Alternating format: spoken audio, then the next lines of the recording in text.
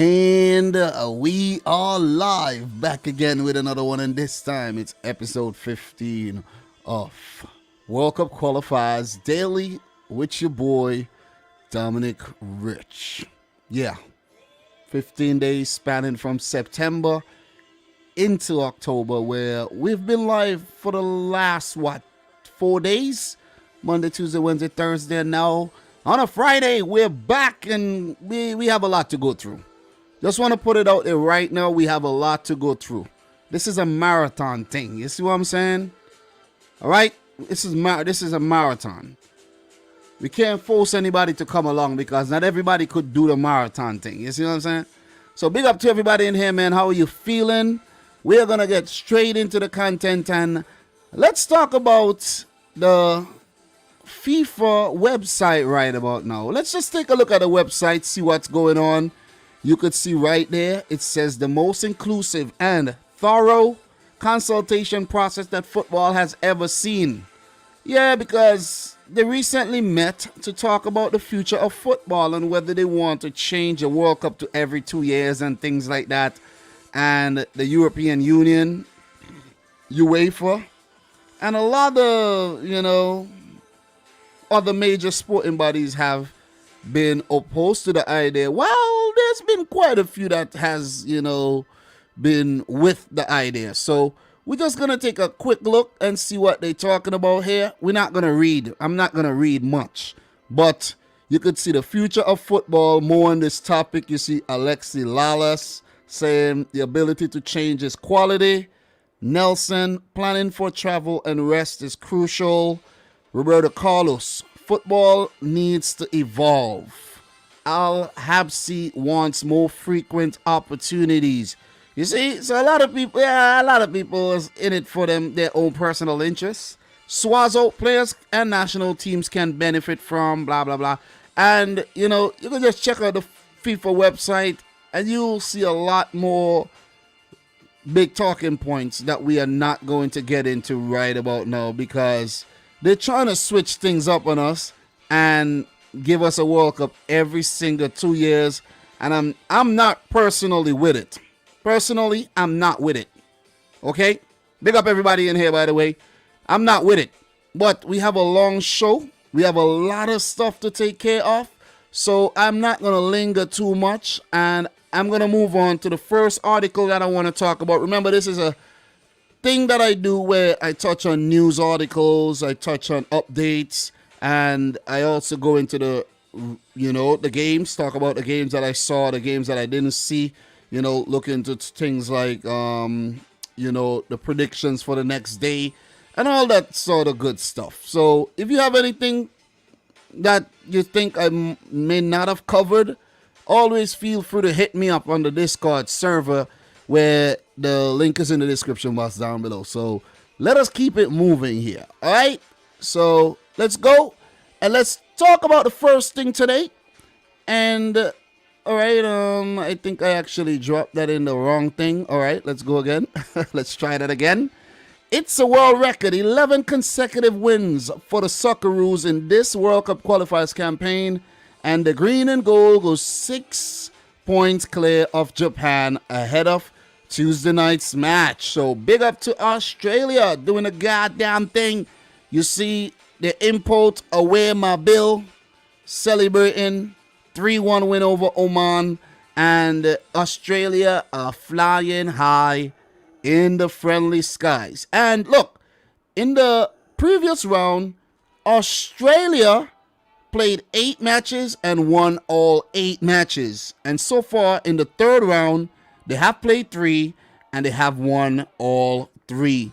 And their goal scoring has been really good. That's why they're on top ahead of Saudi Arabia on goal difference. And the defense have been very, very tight. You're talking about really, really tight. Almost impregnable, where they have only conceded a total of 3 goals so far in World Cup qualifiers across 11 games. And they have scored a total of 35. So the Socceroos are doing the goddamn thing, and it seems like they're about to either come in first or second in Group B, ahead of either Saudi Arabia and Japan. because they go 6 points clear of Japan after 3 match days. And oh man, I know it's still early, you know what I mean? It's still early. Still 7 more match days to go, and it can't really jump the gun. You see what I'm saying? Can't jump the gun, but it's a great start by the Socceroos. Gotta give it to them. So far in the 3rd round, they beat China 3-1, beat Vietnam 1-0, and they beat Oman 3-1. But they handled business against the weaker teams in the group. Could they do the same in their next 2 games, where they meet Japan next Tuesday, and first thing in November, they meet Saudi Arabia? If they're able to get past these 2 teams, let's say wins or draws, they're through. They're through to Qatar, and they've been playing a lot of their games in Qatar, so it's like a dress rehearsal for them so far. So up with the RCs. Aussie, yo. Yeah. So well done to Australia, man. Well done. I actually think I did predict Australia to make it back to the World Cup. Yeah, I did. And I didn't predict Saudi Arabia, but they've got off to a flyer. What are your thoughts, guys? Talk to me in the chat right about now. Big up everybody in here, man. Big up everybody. Good turnout tonight, guys. Make sure you smash up the thumbs up button. Do appreciate everybody in here, man, because look, it ain't easy doing what I do. And, you know, I have my boy Liam right here sleeping. You see what I'm saying? And we got to get all this information in before I head on out to pick up the wife from work a bit later. So with that being said, we're going to keep things moving. And I want to actually move on to something that I didn't touch on because I missed it. It's a managerial change. Ghana changed their manager last month, and it slipped through the cracks, and I didn't know. They appointed Milovan Rajovac, and if I could tell you who he replaced, I'd be a liar. I can't tell you. Seriously. I really can't tell you who he replaced, but we're going to get into that right now. Milovan Rajovac is a Serbian manager. And he's currently in charge of the Ghanaian national team. He's 67 years old. And he actually previously managed the Thailand national team. He managed Algeria as well, Qatar, managed Ghana in the past, and managed Red Star Belgrade before Al Ali. And, you know, he's experienced. Very, very, very experienced. So are they in good hands? Maybe. You know, I don't have Ghana qualifying for the World Cup, but let us see what they do. You know, I don't really have much confidence in this Ghanaian team, if I'm being real. The RU brothers are not the way they used to be at all. So, look, in terms of the coaches, just to give you some insight on who he replaced real quick, he replaced Kwesi Appiah. Well, no. Kwesi Appiah was replaced by Charles Akinor, and Charles Akinor was replaced by Milovan Rajovac. So all the best to Ghana. We will get to Ghana a little later in the segment. I don't want to go too deep into things right about now in terms of going back and forth with the countries and every single country. But I'm gonna just let you know what's going on. Yeah, I have to. Since I talk about Ghana, I gotta bring it up. Definitely gotta bring it. You know what I'm saying? It's not fair that I talk about Ghana and not actually touch on what they're doing so far. So look, just check the standings really quick on my end to get that information to you. They're currently second in Group G behind South Africa. They have a game coming up tomorrow, if I'm not mistaken. So I think I've already done predictions for that. Or maybe no, I haven't. I'll do predictions for that a little later in the segment. So yeah, they play Zimbabwe. That game is coming up tomorrow. And yeah, they're behind South Africa. I did have them coming through from the group, but I don't know anymore. Seriously. I don't know. I really don't know. I think the COVID-19 thing is messing them up with traveling to red list countries and things of that sort, injuries and all of that. And even if they get out the group, I don't think they'll get past the next round. So, yeah. Let me know your thoughts on Ghana in the chat, and you're going to move on. So, Macon Douglas is saying Australia is the best of AFC. What else we have here? Big up to Steve in the house. How are you doing? Jesus Espinosa. How are you? Online school. How are you doing, man? Thank you very much. Big up to Zachary Palomo, Algeria soccer fan. Irvin Vida in the house. Pierre Paquete. Thank you very much. Thank you. Nicholas Bauer. Lou Manu. Macon Douglas. Who else we have in there? Metal. Boy Thriller from Manila in the house. Alejandro Loaiza in the house. I gotta take it easy. Elna Stein. Listen, I gotta take it easy. My voice is kind of messing up a little right now. The Lego dude. Got a long stream. Let's take it easy. But we're gonna keep it moving though, because yeah, I didn't actually have anything to put on the screen for that guy. I could have, but I don't know why I didn't. But yeah, let me just bring up his Wikipedia page really quick so you guys could see that. And you guys could see his face. Yeah, that's his Wikipedia page. And that's Milovan Rayovats right there. Taking charge of the Ghanaian national team. And another managerial change that I wasn't really aware of is the managerial change for the Kenyan national team, where Engin Firat is now in charge. Engin Firat. And I was watching the highlights and I heard them say, oh, Engin Firat in charge of his first match and everything. And I'm like, who the hell what's going on? How are these things actually missing me? Seriously, how are these things just slipping through the cracks like that? So Mr. Engin Firat replaced Jacob Ghost-Mully, who was on his second stint, which only lasted a year or less. He also had a stint back in 2010, Jacob Ghost-Mully, that didn't last long either. So they changed managers quite a lot in Kenya. Just want to put it out there. And Kenya did not do too bad last time around, you know. Last time around, they didn't do too bad. They picked up 2 draws. And I have no idea, after 2 draws in a group of life, Group E, where there's Mali, Uganda, and Rwanda, and you go on to sack your coach, and you end up losing the game 5-0. Might as well you sack him too. You see what I'm saying? You got to sack him. You got to sack that guy too. Engin Firat, we're going to bring him up right now. Get some more information on him. Guys, we're talking about Africa right about now, the Confederation. So he's he's a German Turkish, and he was born in Istanbul. He's 51 years old, and he has been the assistant manager for many teams, as you saw, and he previously managed Moldova. So not much to actually write home about in terms of Engin Firat, but it is what it is. Kenya, you guys want to put your future in his hands? Be my guest. Be my guest. Kenya, I don't think, are coming through from the group, so they could kiss World Cup 2022 goodbye. Haha. So what are you guys saying in the chat? Talk to me, man. Talk to me. Make sure you smash up the thumbs up button. We're looking good today. How was everybody doing? What y'all had for dinner? What you had for dinner? I ain't eat nothing for dinner yet. You know what I'm saying? I ate some jerk chicken and rice and peas earlier, and I think that's enough for me, man. That is enough for me for the rest of the day in terms of something heavy. You see? So, yeah.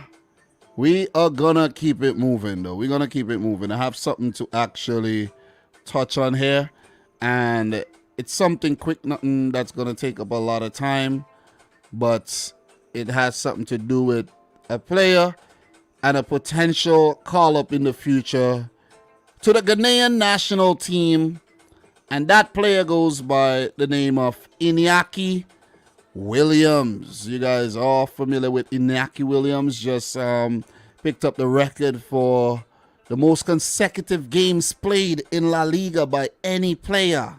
Jesus, the man is a stallion. The man is a workhorse. So the article reads, Iñaki Williams says, I don't deserve Black Stars call-up. Iñaki Williams explains. He says, Atletico Bilbao forward Iñaki Williams has rejected a request to play for Ghana despite attempts by the Ghana Football Association. The 27-year-old was born in Spain to Ghanaian parents. In a tell-all interview with The Guardian of the UK, Williams acknowledges the advances being made by the GFA to switch his international allegiance from Spain to Ghana, but feels he doesn't deserve the honor to wear the Black Stars jersey. Williams qualified to feature for either of the countries despite playing for Spain in a friendly match against Bosnia and Herzegovina in 2016. The attempts have failed because Williams insists he feels Spanish and wishes someone more deserving, someone who feels 100% Ghanaian, is rather given the opportunity. And I quote, I'm grateful. Ghana tried to convince me, but I was born in Spain, in Bilbao. I won't ever forget my family roots, but I feel Basque and can't con anyone. I would be comfortable with Ghana, I am sure, but I shouldn't be there, he said. He told Sidlow for The Guardian. And my mom, who knows how people love football there, it's quite something, and she'd be worried about me. The pacey attacker explained that his Ghanaian connection is still quite alive through his mother and grandparents. And I quote, when my mom's angry, she swears at us in a Ghanaian language, but we speak Spanish. When my parents came to Spain, it was English, but we lost that. I could have a conversation in English, but it's not fluent now. When my grandparents call, I speak to them in Twi. I don't know what that is, but whatever. I admire and love Ghana, their culture, food, tradition, says Williams. My parents are from Accra, and I really enjoy going. But I wasn't born or raised there. My culture is here, and there are players for whom it would mean more. I don't think it would be right to take the place of someone who really deserves to go and who feels Ghana 100%, he argued. Williams grew up in the Spanish region of Basque and has been representing Athletic Bilbao since 18. He has a younger brother, Nico, a 19-year-old, who also plays for Athletic Bilbao. He made his senior team debut in 2014 and has worked hard to become an integral member of the team. Recently, he broke the record for the most consecutive games in La Liga history as his side beat Alaves 1-0.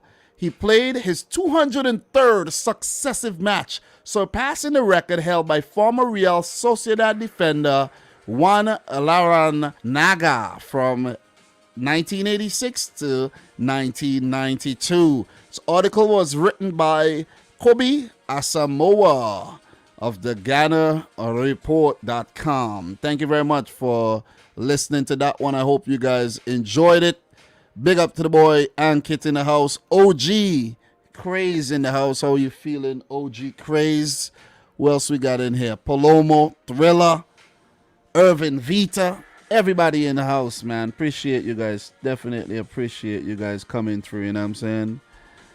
Appreciate it. All right. So we got a super chat here from Alejandro Loaiza. Oh, man, I got to take my time and say a name. 5-second thought on Ecuador last night before we get to CONMEBOL. Look, with that being said, Alejandro, I don't know if you know, but I have Ecuador qualifying for the World Cup. I do. And the reason being, I like the recent changes they made. I've been paying close attention. They've changed their logo. They've been doing some, cleaning out of their federation in terms of making changes and things like that, managerial changes. They were playing without a manager for some time. And then they started World Cup qualifiers very well. And you guys know that I'm not bandwagoning Ecuador because they're actually picking up wins and things like that. I've been talking about them for some time. And that was a really good victory against Bolivia last night. And you could see those goals and just the way they executed their game plan. they're on course. I would love to see them make it back to the World Cup directly and not have to go through a playoff process or anything. So I really like what they're doing with the team, man. You see what I'm saying? And with that being said, when I get to CONMEBOL, I have something to actually share on Ecuador. So stick around, Mr. Alejandro, and I'll touch on Ecuador some more.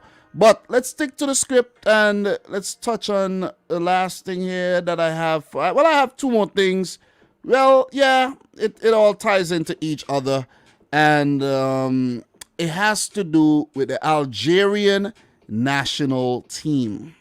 You know, Algeria has been on absolute fire and they have a record. And there's a player with a record as well.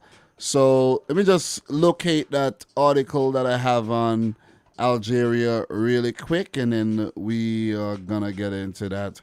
But in the meantime, between time, guys, if you haven't yet smashed the thumbs up button, make sure you do so. We'll definitely appreciate that. And yeah, I should, as I said yesterday, I shouldn't have to be begging y'all to like the video. Okay, just want to put that out there. You guys should like the thing automatically. All right, but I can't actually locate my little article right now. But with that being said, Algeria, I'll find something. I'll find something really quick.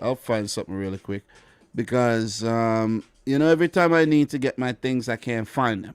You see what I mean? That's just how life is, guys. You know what I mean? That's how life is. But Algeria are now on 29 games unbeaten. 29. And they are actually currently the team with the most consecutive games without a loss. 29 games. So, well played, Algeria. And Islam Slimani is now the all-time leading goal scorer for the Algerian national team. So, congratulations to Islam Slimani.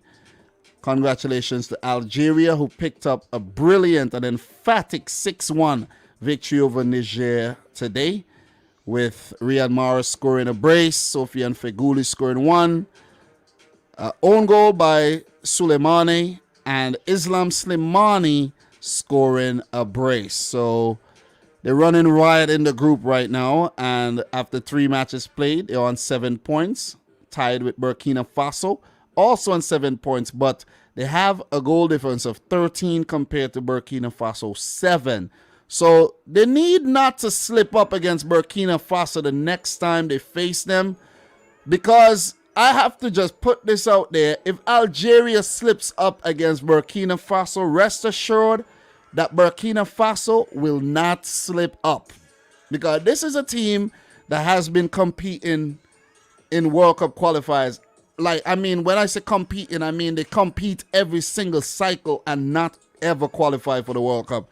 So, look, Algeria could be as impressive as they want to be, but you slip up again and Burkina Faso destroys Niger and Djibouti in the other games, we could see a very, very tight race here. I know Algeria will destroy those two teams again, but still, Group A is very interesting right now in the African Confederation. So congratulations to Algeria. They have about, let's say, 8 games to go to catch Italy's 37-game unbeaten streak, which is a record that was broken by, well, ended by Spain the other night. So, yeah, we're going to keep it moving. Definitely going to keep it moving. Football Pharaoh, how are you doing, man? How are you doing? Football Pharaoh says all it takes is Faso upsetting with a 1-0 on the last day and suddenly Algeria's out. Yep, that's the crazy thing about African World Cup qualifiers, man. Very, very volatile, very, very unpredictable, and anything could happen. Anything could actually happen. So big up to everybody in here who I haven't shouted out yet. Make sure you guys smash up the thumbs up button. We need 17 more likes to hit 50 thumbs up. Football Pharaoh, bro, I saw you were live earlier, you know, but I was busy, man. I was busy. I had to wash dishes, you know what I mean? I haven't washed dishes, I think, all year, because there's always someone to wash the dishes, and my dishwashing machine broke down, I gotta buy me a new one because this dishwashing thing, yeah, I ain't cut out for that, man. I do a great job, but I'm standing up there washing dishes when I have this boy Liam acting crazy all over the place. Not at all. Not at all. But it's very therapeutic, though. I just gotta put it out there. Very, very, very therapeutic. Yeah. So we're gonna keep it moving, and I have something to share with you, and we're gonna move on to CONCACAF right now.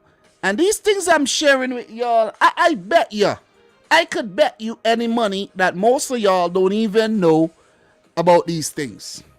That's why you come in here, okay? That's why you come in here to learn. I'm gonna teach you some things.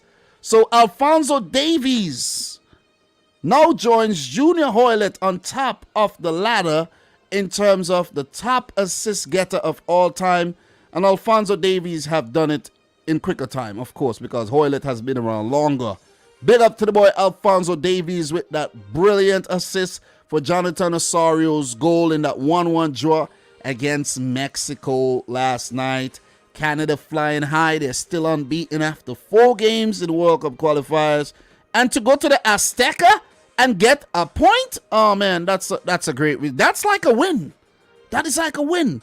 More on that to come later. Canada sits third in the octagonal on 6 points, just behind Mexico on 8, and 1 point ahead of Panama, who has 5 points in 4th. So big up to the boy Alphonso Davies.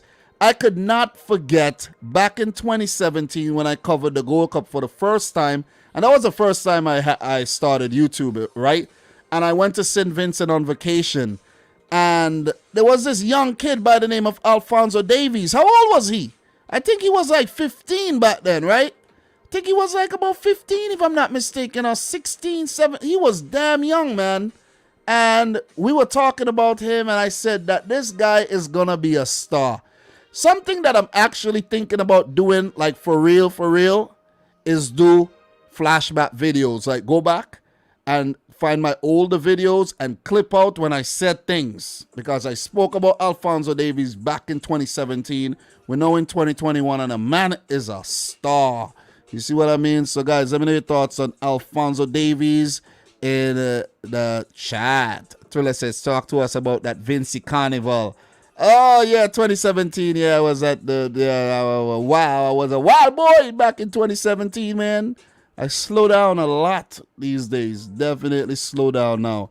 So I have a really fun article to share with you, and you guys are absolutely gonna love this. We are still talking about CONCACAF. This is the CONCACAF news segment. We're gonna run through all these articles until we get to the recap of the actual games and then preview the games coming up tomorrow. All right, we have Nations League to talk about. We have the Ballon d'Or nominees to talk about. So you guys stick around. Don't go nowhere at all. Don't go nowhere. All right, better you grab a drink and a snack and just chill. All right, let's get into this. El Salvador. Meet fan who Googled players to improve side and was rewarded with full-time job. So this is what El Salvador is actually up to. This is the secret to their success. They have someone actually Googling potential players and say, hey man, sign up this guy. This guy's doing well over there at this club in the USL, and you know, I've been to watch him a couple times and he's nice. Sign him up. Wow, this is groundbreaking. So let's get into this article here. Eric Zavaleta, who plies his trade in the MLS with Toronto, made his El Salvador debut in June. A fan who trawled the internet for players to help improve El Salvador's national team is making his mark as their first full-time scout. God damn. Hugo Alvarado, 36, spent over a decade looking for eligible players after becoming fed up with the team's record on the international stage. The Central American country last qualified for a World Cup in 1982. And I quote, when I started, I was using search terms like footballer Salvadorian mother, he told BBC World Service. And I continue to quote. Whenever I saw an image that resembled a Hispanic or Latino guy, I would open it and look at the name. Sometimes I found articles where they mentioned where their parents were from, and in other cases, I would reach out to them through social media and ask them. One of my biggest finds was Steve Purdy, who had played for 1860 Munich in Germany. There's nothing Salvadorian about the name, but I had read some stuff about him and got a hold of him on Facebook, and we started talking. El Salvador, who began October's World Cup qualifiers with a 1-0 home win against Panama on Friday, currently have 8 players in their squad who were discovered by Alvarado. Jeez. Wow. This is absolutely ridiculous. Oh, man. Hace casi 11 años despedía at Purdy 25 en LAX rumbo a El Salvador para su primera convocatoria a la selecta. Espero despedir a muchos más este año. Throwback Thursday. God damn, the boy nice when it comes to the Spanish, right? It was like hitting the jackpot. With El Salvador's top flight containing only 12 clubs, the talent pool and support structure around the game has seen as a hindrance to attracting players. The infrastructure in El Salvadorian football was so broken that a footballer who grew up in another country has much better training facilities and nutrition to be able to perform, continued Alvarado. So that's how it was working in my mind. If I could find players who grew up in a different system, they could help us. A lot of people in El Salvador thought that these players were not interested in playing for El Salvador. They had better lives in the United States or Switzerland, or would try to play for those national teams or any other national team but El Salvador. But when I talked to them, I noticed that they were open to the possibility, and for me, it was like hitting the jackpot. Enrico Duenas Hernandez, 29th August, 11:10 a.m., first time in El Salvador. And Enrico Duenas is the guy who smashed in the goal against Panama. And he's one of these players. This is absolutely ridiculous. I'm loving this. I'm absolutely loving this. You guys can tell, right? Alvarado, who emigrated to the USA when he was 12 and now lives in California, says that he feels an enormous sense of pride seeing them pull on the country's blue jersey. However, he had not factored in just how he was also contributing to their journeys as players. To me, it was just that I wanted them to help the national team, he added. But when I had a couple of them told me, I wouldn't have been able to play against Lionel Messi and Argentina or Andres Iniesta or Gerard Piqué if it wasn't for what you did for me. Brilliant. That was a moment when I almost broke down in tears because I never really thought about it. I never paused before to hear from those players and what I did for their careers and experiences to be able to play against the top teams and world-class players. Oh my freaking God. That is absolutely brilliant, guys. That is brilliant. What are your thoughts on this? Please let me know. What are your thoughts? What are your thoughts, man? Come on. Hear me, man. Hear me. What are your thoughts? What are your thoughts? You guys gotta have something to say about this. You gotta have something to say about this one. Talk to your boy, Dom. Talk to me. Talk to me, baby. God damn.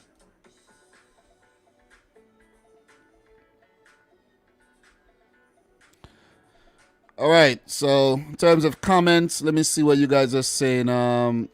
Let me see. Beautiful story. I retract my compliment to you, Dom. Why?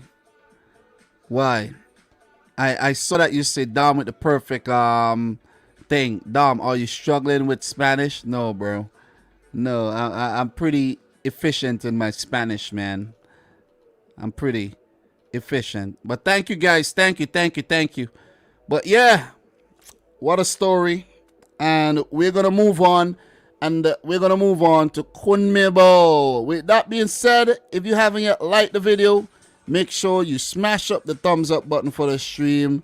We'll definitely appreciate that. So, yeah. We will get to the Ballon d'Or nominees pretty soon, guys. Just please bear with me. Please, I'm begging you. Just bear with me, okay? Bear with me. Thank you very much. Would definitely appreciate that. So, there's an article that I actually saved, but every time okay, I got it. Damn. Things be right in front of my eyes, and I'm like looking all over the place for them, and I can't find them. I turn into Ray Charles when I need my articles, okay? So, we're going to move into CONMEBOL right about now, and I said earlier, when Alejandro dropped the super chat, that we are going to talk about Ecuador some more, and it has to do with Ener Valencia. Ener Valencia becomes Ecuador's greatest goal scorer of all time as La Tricolor impress at home against La Verde Bolivia. Very, very impressive win there for Ecuador, and Mr. Ener Valencia have surpassed Agustin Delgado as his country's top goal scorer, 33 goals, and he did score another one, I think, so probably has 34 right now, if I'm not mistaken. So, big up to the boy, Ener Valencia, formerly of Everton FC.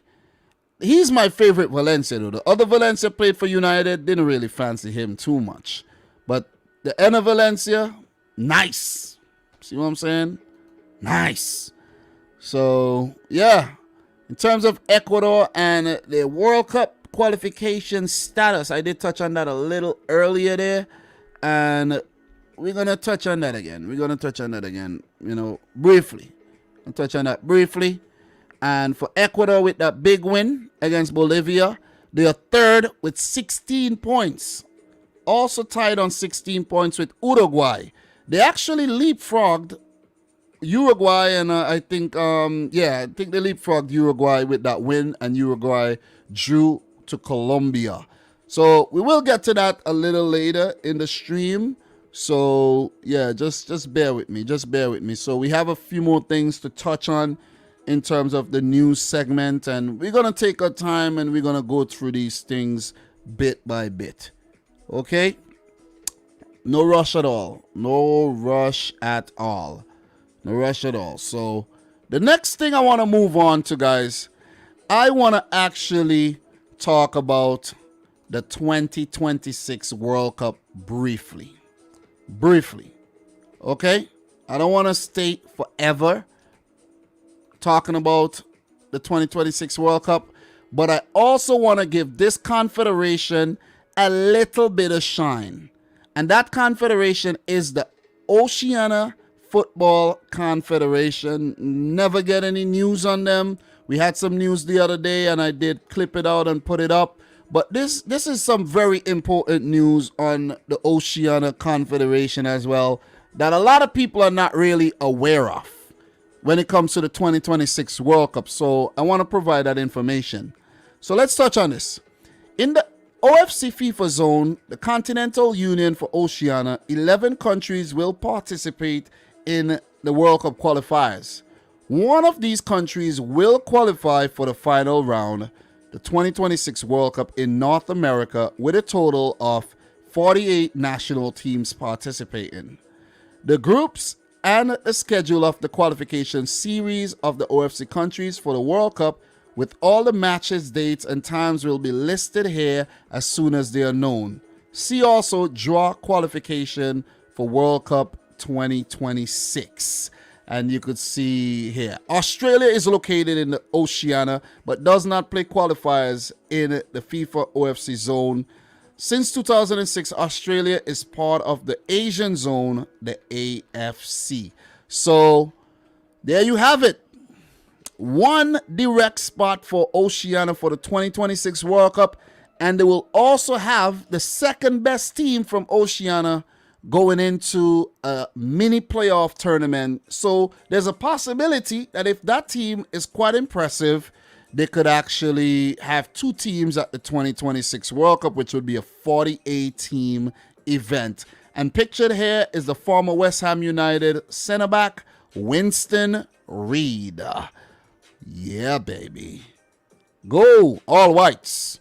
Guys, talk to me. What are your thoughts? What are your thoughts here on Oceania? Do you think New Zealand could actually make it to the 2022 World Cup, or you think they have to wait for the 2026 event to do so?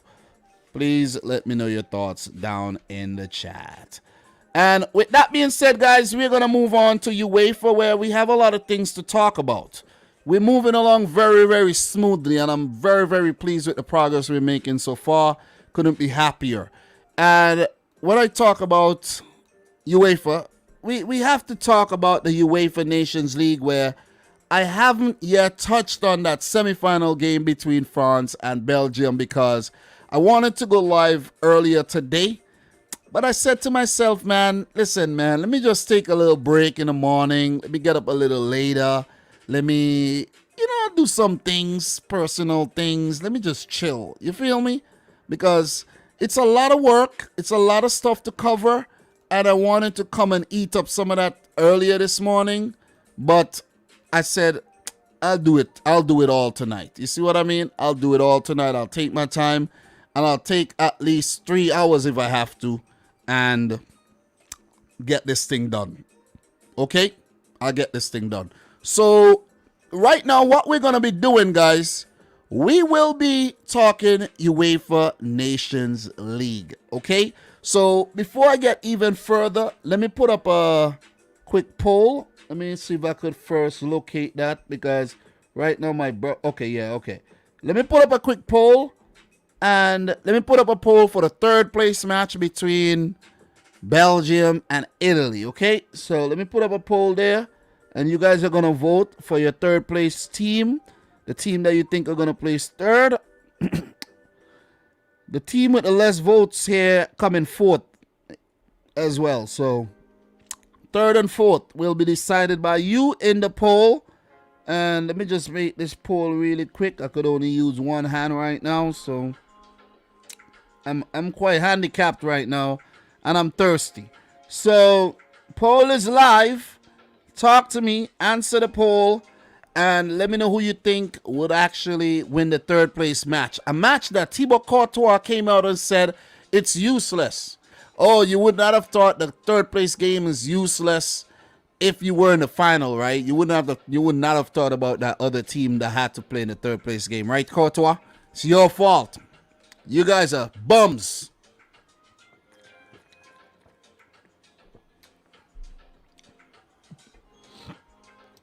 Listen, I told you guys, I'm not actually predicting Belgium to win. Nothing. Told you all that. And you guys thought I was like, No. Never. Listen. And let me never say never. But they're just a team that you get hyped about them, and then they go on to just freaking let you down every single time. There's also a stat out there, guys, for the Eden Hazard fanboys.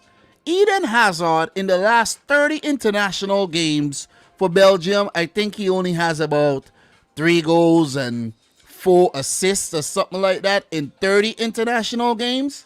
You see what I mean? And biased people like to talk up Hazard and never give Kevin De Bruyne the credit he deserves, when it's actually Kevin De Bruyne and Lukaku carrying that team on their backs, and not Eden Hazard. Not even, listen, whatever, man. Whatever. But anyways, let's talk. Let's start Nations League. Fixtures and results here. Nations League Finals 2021. Italy 1, Spain 2. Ferran Torres in the 17th, and in the 45th minute, Leonardo Bonucci with a second yellow card in the 42nd minute, sent off, affected the game big time. Italy weren't able to get back in the game. Lorenzo Pellegrini did score a consolation goal in the 83rd minute. Italy's 37-match unbeaten streak ends to the hands of Spain, or to their feet, or put to the sword. Spain goes into their first ever Nations League final, and they will play against France. God damn. Belgium, you had this game, and you had that game to win, and you totally bottled it. You totally bottled it. You totally bottled it.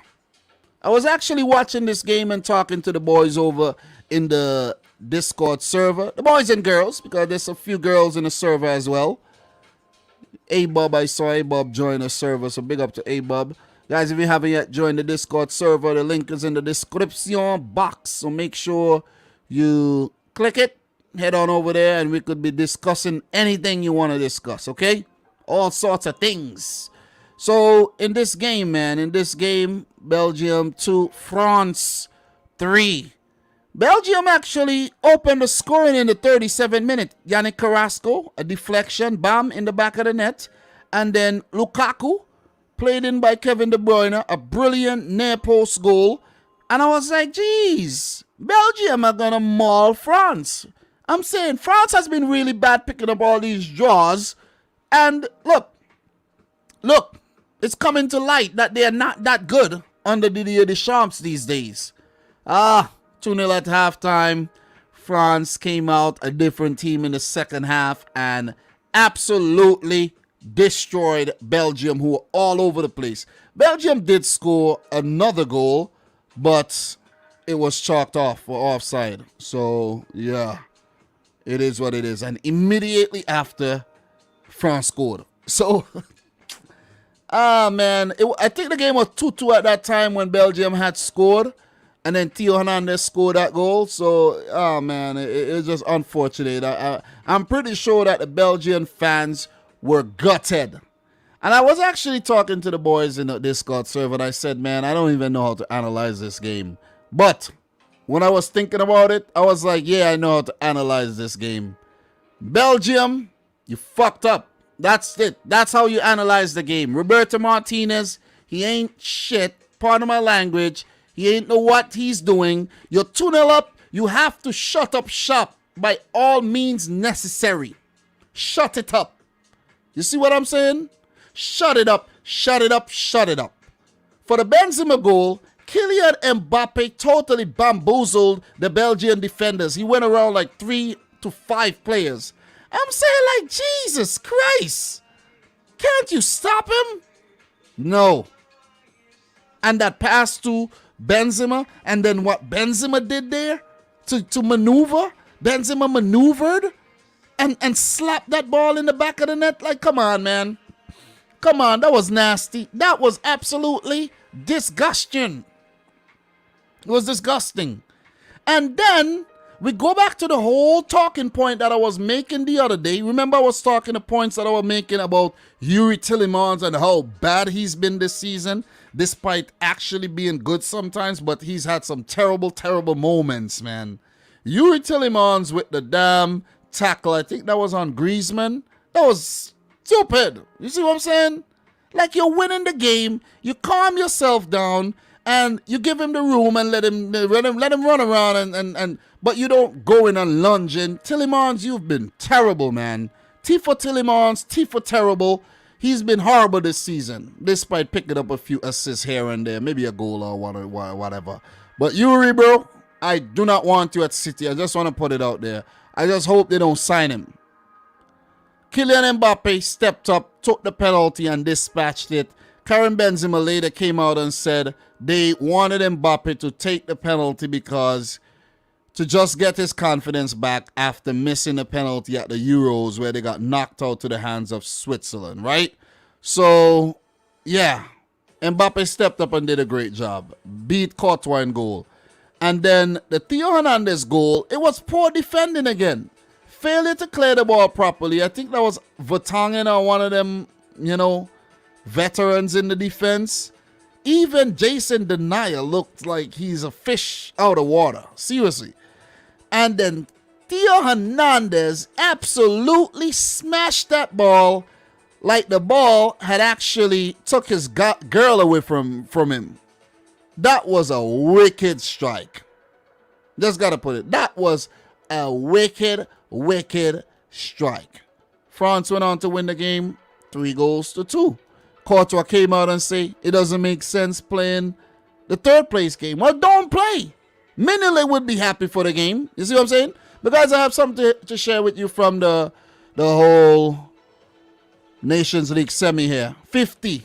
Kylian Mbappe became the youngest player to reach 50 games played with France. 22 years and 291 days. Overtaken by almost 2 years the record held by Karim Benzema, 24 years and 240 days. Something like a phenomenon. Kylian Mbappe.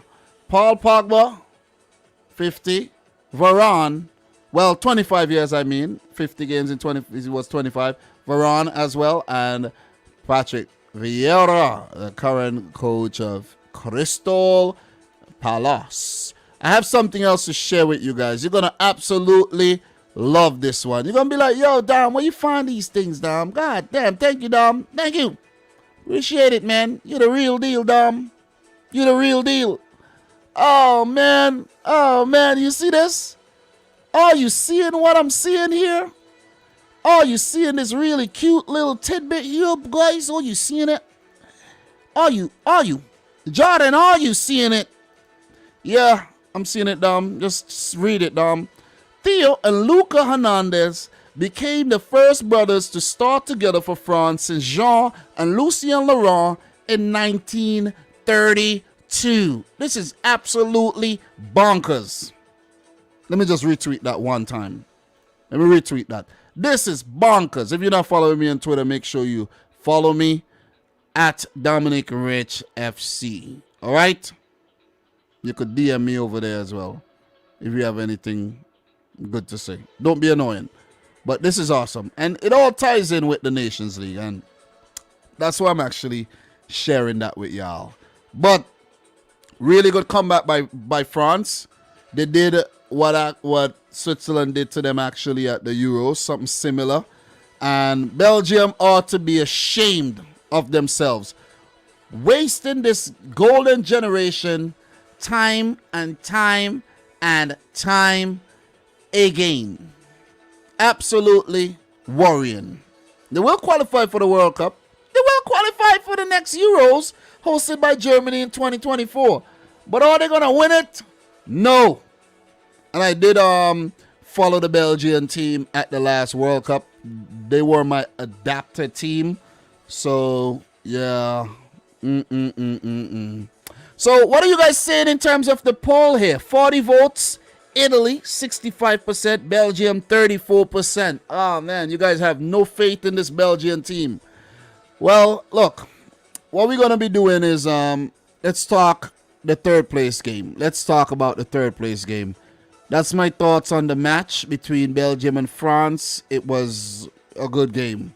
But you also have to give credit to Belgium, though. They're a country of only 11 million in population. They're small comparing to a lot of the other, more prominent nations like Spain and France and England and these.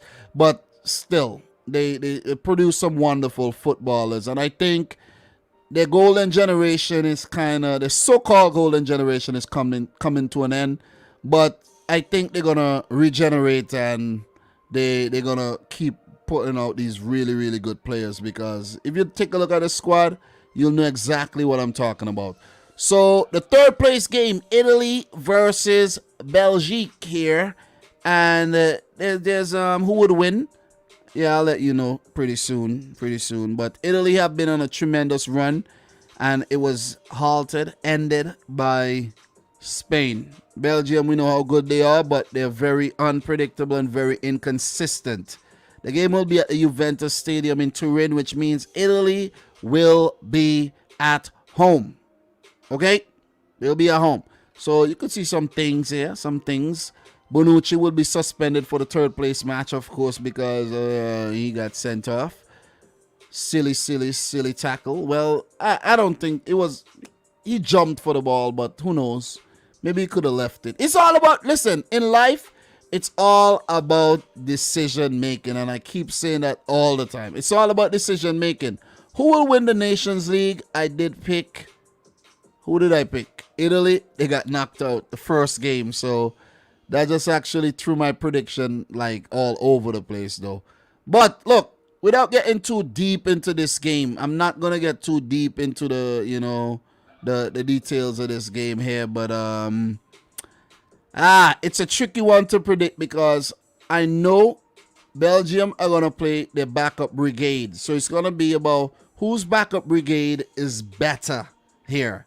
And I know Belgium has a lot of talent in their team, but their defense is kind of worrying. The options in their defense is very, very, very worrying.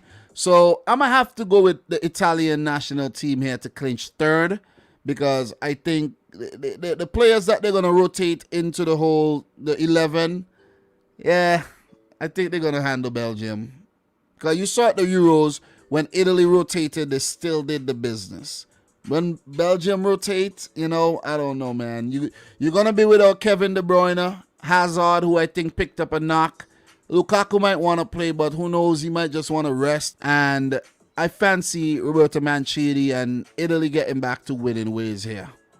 Because, look, if you want to compare the performances, let's say Italy or Belgium here in the semifinals, you may say, look, both teams kind of messed up because they were really outplayed by Spain. Belgium, they just couldn't manage the game. They just didn't manage the game properly. They were 2-0 up, and to lose a game from being 2-0 up, it's ridiculous. Simply ridiculous. I cannot put no faith in a team that lose a game from being 2-0 up in a major tournament final. Yeah, guys, the UEFA Nations League has been given major tournament status. Okay? It has. Oh, but I've been here talking all this time and I forgot to switch over to here. But yeah, whatever. Whatever, man. Yeah. I do that all the time. All the freaking time. So I'm going to go for Italy to win this game. And I'm going to say they're not a very high scoring team. Not this game. I think this game could actually go to extra time. I'm going to say 1-1 after extra. 1-1 at 90. 2-1 after extra time for Italy. Or 0-0 after 90 and 1-0. If Kevin De Bruyne ain't playing, it's going to be difficult for this Belgian team to break down any team across the world. Just want to put it there. Unless they're playing against one of these European minnows or they're playing against St. Vincent and the Grenadines or something. Yeah, otherwise they'll struggle. So with that being said, what is the chat saying here in terms of the votes? Italy 63%, 46 votes, and if there's 4 people in here who have not yet voted, 3 now, let's get the votes up to 50, okay? And if you haven't yet liked the video, make sure you smash up the blood clear thumbs up button for the live stream, guys, for all the work I've been putting in daily, every single day this week, Monday. Actually, I streamed on Sunday, and I'm streaming on Friday now, so I've streamed every single day this week. Come on, guys, come on. Smash up the thing, man. Let's get the stream up to 50 thumbs up. All right, we'll definitely appreciate that. Definitely appreciate that one. So, we got 50 votes yet? Nah, we ain't got 50 votes. But in the meantime, while I just gather the other game here, third place game, where's the final? All right. Spain versus France at the Stadio San Siro in Milan. This is a huge game, man. This is really huge. I don't even know who to predict because none of these teams I wanted to actually win the tournament. I'm just going to be real. I would have loved if Belgium win it, but I went for Italy. And the teams that I actually did not predict to make the finals made the finals. It's actually damn funny. It's funny. Teams that I didn't predict, these are the ones that made it. So I'm going to end the poll. Italy win in terms of that poll. So congratulations, Italy, in advance, according to the boys here. And yeah, let me create another poll. And this other poll would be Spain versus France here. Spain versus France. Which team were more impressive in the semifinal? It has to be Spain, because defensively they were good. They were very, very good against a rampant Italian team who won Euro 2020. And in the build-up to this game, they haven't been at their best, but still, you know what I mean? They could turn up on the day, and not like if they just lost all their talent. But Spain, I think they were magnificent in that game. Listen, even though I criticize Spain, give them some negative criticism over the team they picked for the Euros and everything, they still got all the way to the semis, right? They performed admirably at the tournament and could have well gone on to win it.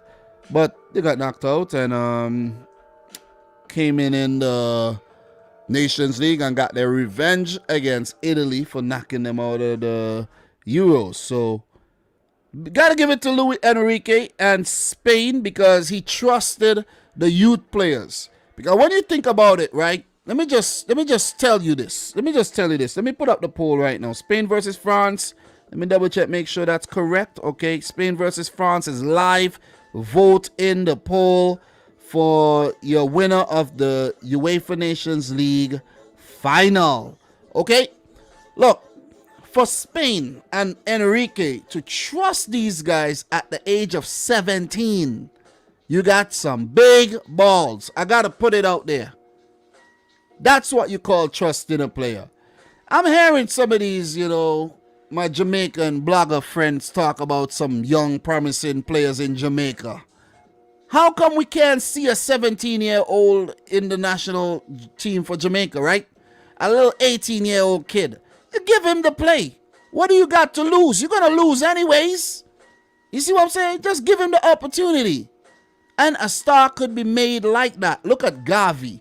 Look at what Luis Enrique did with Gavi. First, to call him up. I wasn't too impressed with Gavi when I saw him in the Champions League and the last game they played there in La Liga. You know what I'm saying? I wasn't too impressed. But Enrique saw something in him, called him up, and the man was monstrous in the game. Monstrous. I was like, this kid is 17? He was just 16 2 months ago. I couldn't believe it. Pedri comes to mind as well. So just Ansu Fati comes to mind. By trusting these players, it's a big call. Yeah, not Eric Garcia though. Just want to put that out there. Not Eric Garcia. You know what I mean? I'm going to keep it 100. Not Garcia. He deserves to be dropped. But Spain showed a lot of fight, a lot of character. And with Ferran Torres and Mikel Oyarzabal performing so well, Koke, Busquets in the midfield, they were really good. And Laporte and Torres, they were stellar. With Unai Simon doing a great job. And you have to give it to Enrique for actually sticking with Unai Simon, even though David De Gea has had some good games in goal for Manchester United, despite losing to Aston Villa and things like that, and drawing to Everton and things like that. You know what I mean? Maybe that's why. He's like, nah, I don't know, man. You're going to mess up my little Nations League campaign here, De Gea. Sit on the bench. Sit down. Okay? Siéntate, on the bench. Anyways, France. Without N'Golo Kante and a few other, players like Giroud, Thomas Lemar not called up, you know what I mean? The team is ever changing. I like the look of this guy, Aurelius Chouameni, though. Camavinga not called up. I like Camavinga, too. I don't really like Jules Koundé like that. Just got to put it out there. And I like that he started Luka and, Theo Hernandez. That was nice, Deschamps. I wonder if he knew about the record and he said, you know what, man? It's time for this record to get updated. But Pogba, Mbappe, Benzema, Griezmann, these are some heavy hitters. These are some heavy freaking hitters we're talking about here. And they should win everything. But they've been playing the ass lately. Drawing to Bulgaria and drawing to teams that I can't even remember their names. You see what I mean? You can't be doing that. You cannot be doing that. And that is why I did not predict France to go on to actually, you know, win the semis and have a chance to win the whole UEFA Nations League. So who do you predict, Dom? Stop talking. Just let us know who you think is going to win. All right? Please, just do it. Do it, please. Kylian Mbappe, I forgot to mention him, right? But yeah, just let us know. Guys, this one is very, very hard. What are you guys saying in the poll? It's 50-50 after 30 votes. 50-50. Somebody please vote. Somebody please vote to break that. Vote. Vote up in the poll if you haven't yet done so. God damn. Listen, the poll itself is just testament to how I feel. I don't know. I really don't know. I don't know. But we ain't got all night. We definitely ain't got all night. And, boy. I like what Spain did, you know. They played really well. My boy Ferran Torres, Man City's very own Ferran Torres, destroyed Italy. Destroyed them like say, bye, Italia. Ciao. Is he going to say au revoir to the Frenchmen? I don't know, man. It's hard to tell. Could I predict a draw for this? Oh, my God. Listen, I'll be doing a live watch-along to this game on Sunday. So make sure you tune in, and we're going to have some fun. All right? So, look. Let me just pick a team, man. I'm going to go for Le Bleu. I'm going to go for France to win it. They're the type of team, you know, up for the big event. And I think they're going to win it, man. You see what I'm saying? They're going to win it. More trophies in the cabinet. Trophée des champions. More trophies, man. More trophies. So, I'm going to go for France. And a scoreline 2-1. 2-1 to France. Let me know your predictions in the chat. We'll definitely appreciate that. So, we have 36 votes. Still 50-50. Are you guys kidding me? You guys have to be kidding me right now. Still 50-50. Still 50-50. 36 votes. Can't be separated here. Cannot be separated. Conjoined twins. Conjoined twins here. All right. We have a leader. We got Spain in the lead now. 37 votes. And I'm going to leave that open for as long as I can. Okay? So big up to all the new people who just joined the stream. Big up to Metro Blue. Big up to Metal. Big up to CB. Cop. Whatever you have there for a username, man. Yeah. Yeah. Oh, man. You know, big up to Jew and Mopa. Oh, man. Oh, Johnny Longs. Who else? Nick Games, how are you doing? Who else? Big up to everybody in here, man. I shouted most of y'all out already. Big up to Barrio, Malotelli, and Johnny Longs. Peace out, man. Thanks for coming through. So, guys, make sure you smash up the thumbs up button. We need 5 more thumbs up to get to 50. And we have to move on from the Nations League, man. And I have one thing to touch on before we go on to the Ballon d'Or situation. And then we get into the World Cup qualifiers and the predictions and the review of all the games that were played across the last 2 days. Okay? Because I streamed early yesterday, but there's a lot of games to watch. And I watched a lot of these games all at the same time, too. The CONMEBOL and the Concacaf games. And I already put out a CONCACAF review video. So make sure you go and you check that out. Big up to Zerks. Big up to Viral. And guys, remember, everybody who are in the chat right now, they are subs. They're subscribers. This is a subscriber-only live stream. And all of my live streams are subscriber-only live streams, okay?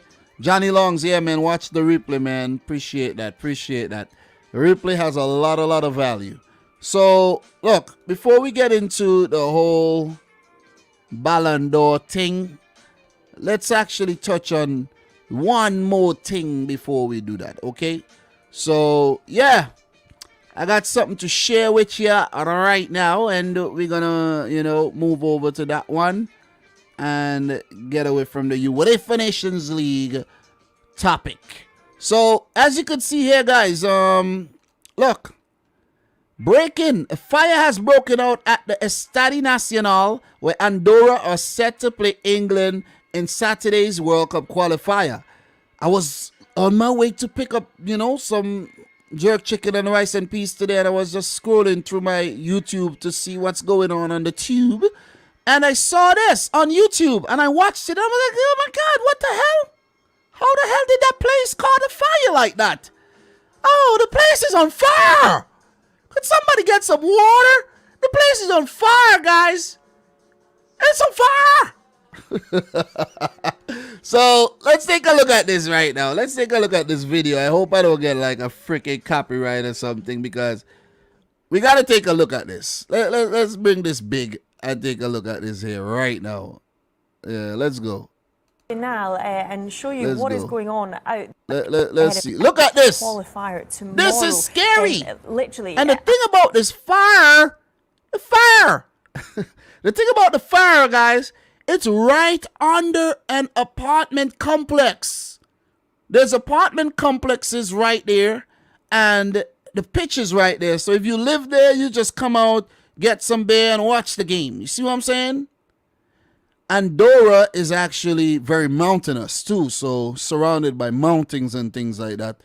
And you could see the mountain in the background there, and you could see the fire blazing. Oh, that's scary. Rob, the fire broke I wonder what caused the fire, though. Absolutely billowing. And that is actually very, very scary. There are some flats and apartments in various buildings. Someone's running with a little bucket of water trying to, put out the fire. We've heard noises of a fire engine coming on site. They are dealing with that fire just now, but obviously, that's absolutely ridiculous, because the pitch is synthetic and the fire is burning the pitch. As Rob mentioned, it is an artificial. Even the players' dugout is getting burned. Oh my God!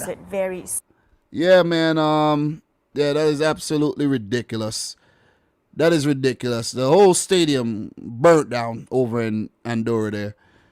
I thought the game was playing today, so when I didn't see the game, I was like, whoa, what happened to that game? Did the game get called off because of the fire? Jeez, man. But yeah, I hope everything's okay, and we'll have that game tomorrow. All right, even if the players have to like sit on the grass and don't have a dugout.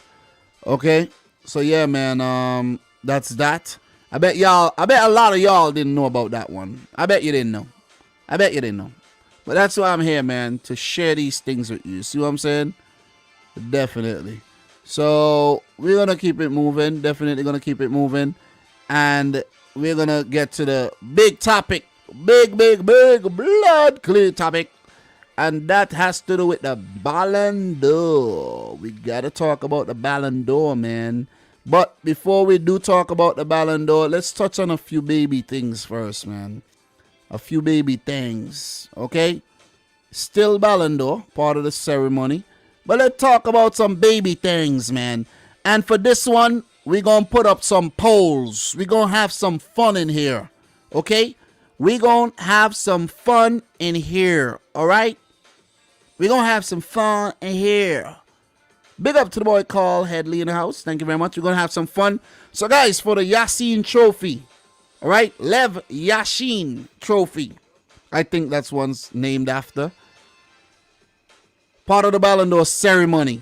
Donnarumma, Edison, Kasper Schmeichel, Edouard Mendy, and Thibaut Courtois.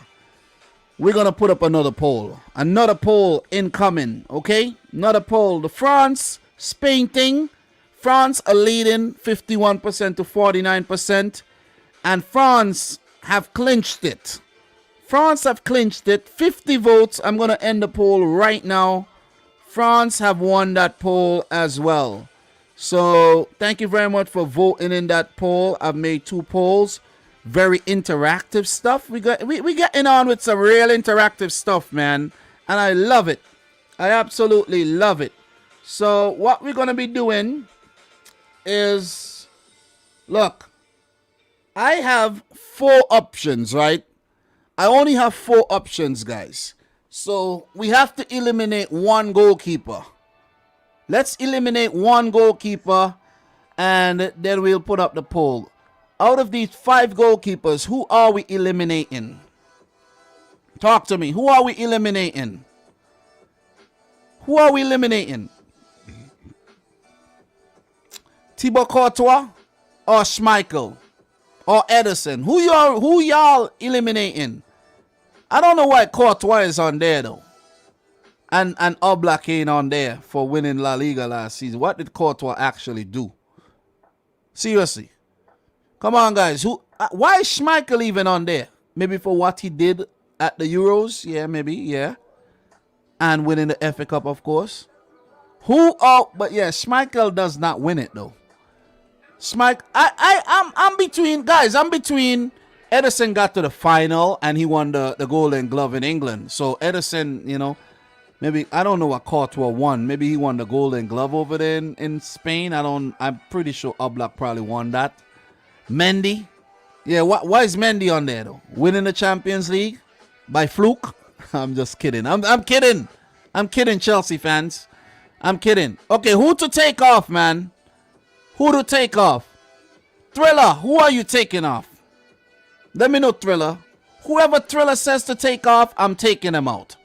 Thriller, who are we taking out? Who are we taking out, Thriller? Whoever Thriller says, we're taking him out. Thriller gets the final vote here. Gervais gonna roast you for that comment. Talk to me, Thriller. Who are we taking out? Courtois. Okay, so Courtois is out. All right. Let me put best goalkeeper award. Best goalkeeper award. Award for Ballon d'Or. All right, so let's go. We're gonna put in Donnarumma. We're putting in Donnarumma as we speak. All right. Mendy,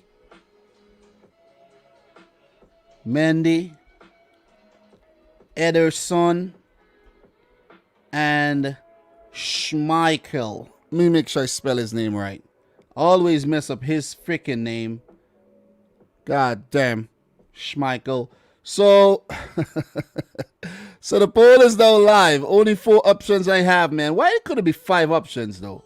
So, vote in the poll, guys, for your best goalkeeper, the Yashin trophy. In my opinion, it goes to no other than Gianluigi Donnarumma. Look, Donnarumma was big, man. He was big for Italy at the Euros. And if you weren't convinced, watch the game Man City versus PSG, and you'll be like, God damn. Because we should have won. We should have destroyed PSG. I think if Keylor Navas was in goal, I know Keylor is a good goal stopper, but I'm pretty sure it was him in goal last season when we smashed up PSG. You see what I mean? We would have beat PSG if it wasn't for Gianluigi Donnarumma. So I'm going to go for Donnarumma. What are you guys saying in the poll right about now in terms of who you're picking? 24 votes, Donnarumma 79%. I'm pretty sure nobody's voting for Ederson. Come on. Listen, we don't have no City fans in here. Just vote for Edison already, man. Come on. Can't have Edison without a vote there. Ah, man, that's bad. You guys are bad. But vote up in the poll. Vote up. Do appreciate everybody who's actually participating in the thing and voting. You see what I'm saying? Love it. Absolutely love it. Yeah.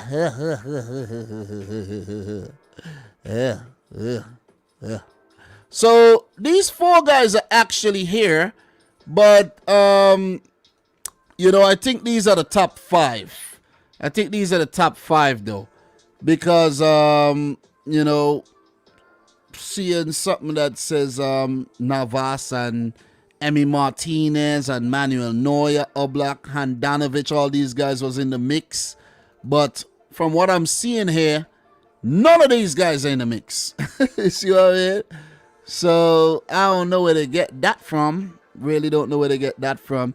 But these are the 5 that has been narrowed down to. Let me go to the France football website and see what's going on here. All right, we got another picture here. We do have another picture. And yeah, because I'm like, okay. Yeah, these are the nominees as well. There's more nominees. There's Keylor Navas, Emi Martinez, Manuel Neuer, Jan Oblak, and Semir Handanovic. Doesn't even make sense doing another poll. See what I'm saying? It's Donnarumma. It is Donnarumma in my opinion. See what I'm saying? So I don't even know why I wasted time with that poll, because I didn't even know that there were actually more. See what I'm saying? Well, Handanovic has been a really good keeper over the years, deserves some type of recognition, just not this year. So to Jan Oblak. But Donnarumma, man, Jesus Christ.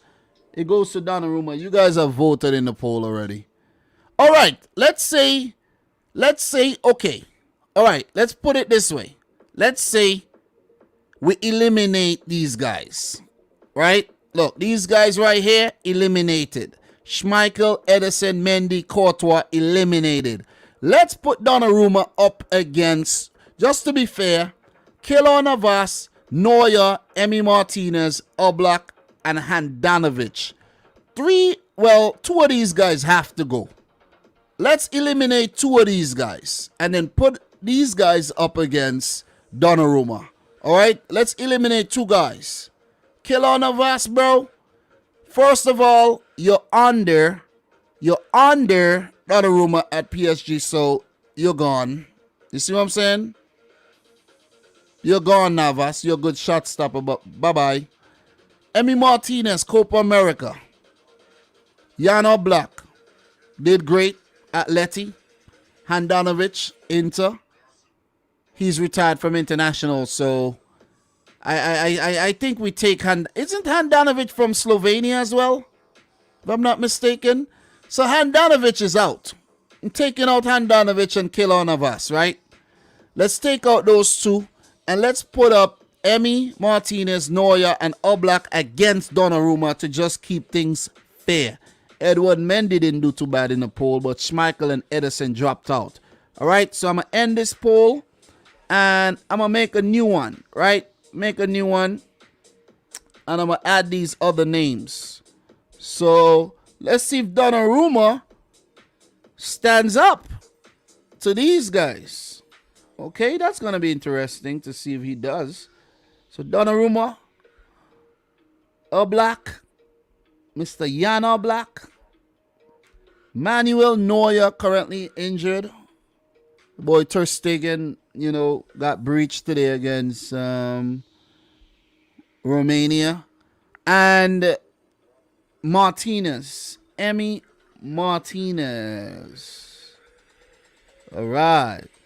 So, best goalkeeper, Ballon d'Or. All right. So, we coming again with another poll. Just bear with me, guys. Poll will be live in 1, 2, 3. Vote in the poll. Thank you very much for your participation. Let's go. Vote up in the poll, man. Poll is live again. Wait, is it live or is it not live? Okay, yeah, it's live. All right, so the boy Donnarumma running away with the damn thing again, man. Come on, guys. Come on. Let's see. Donnarumma, 63%. Vote up in the poll. Vote up.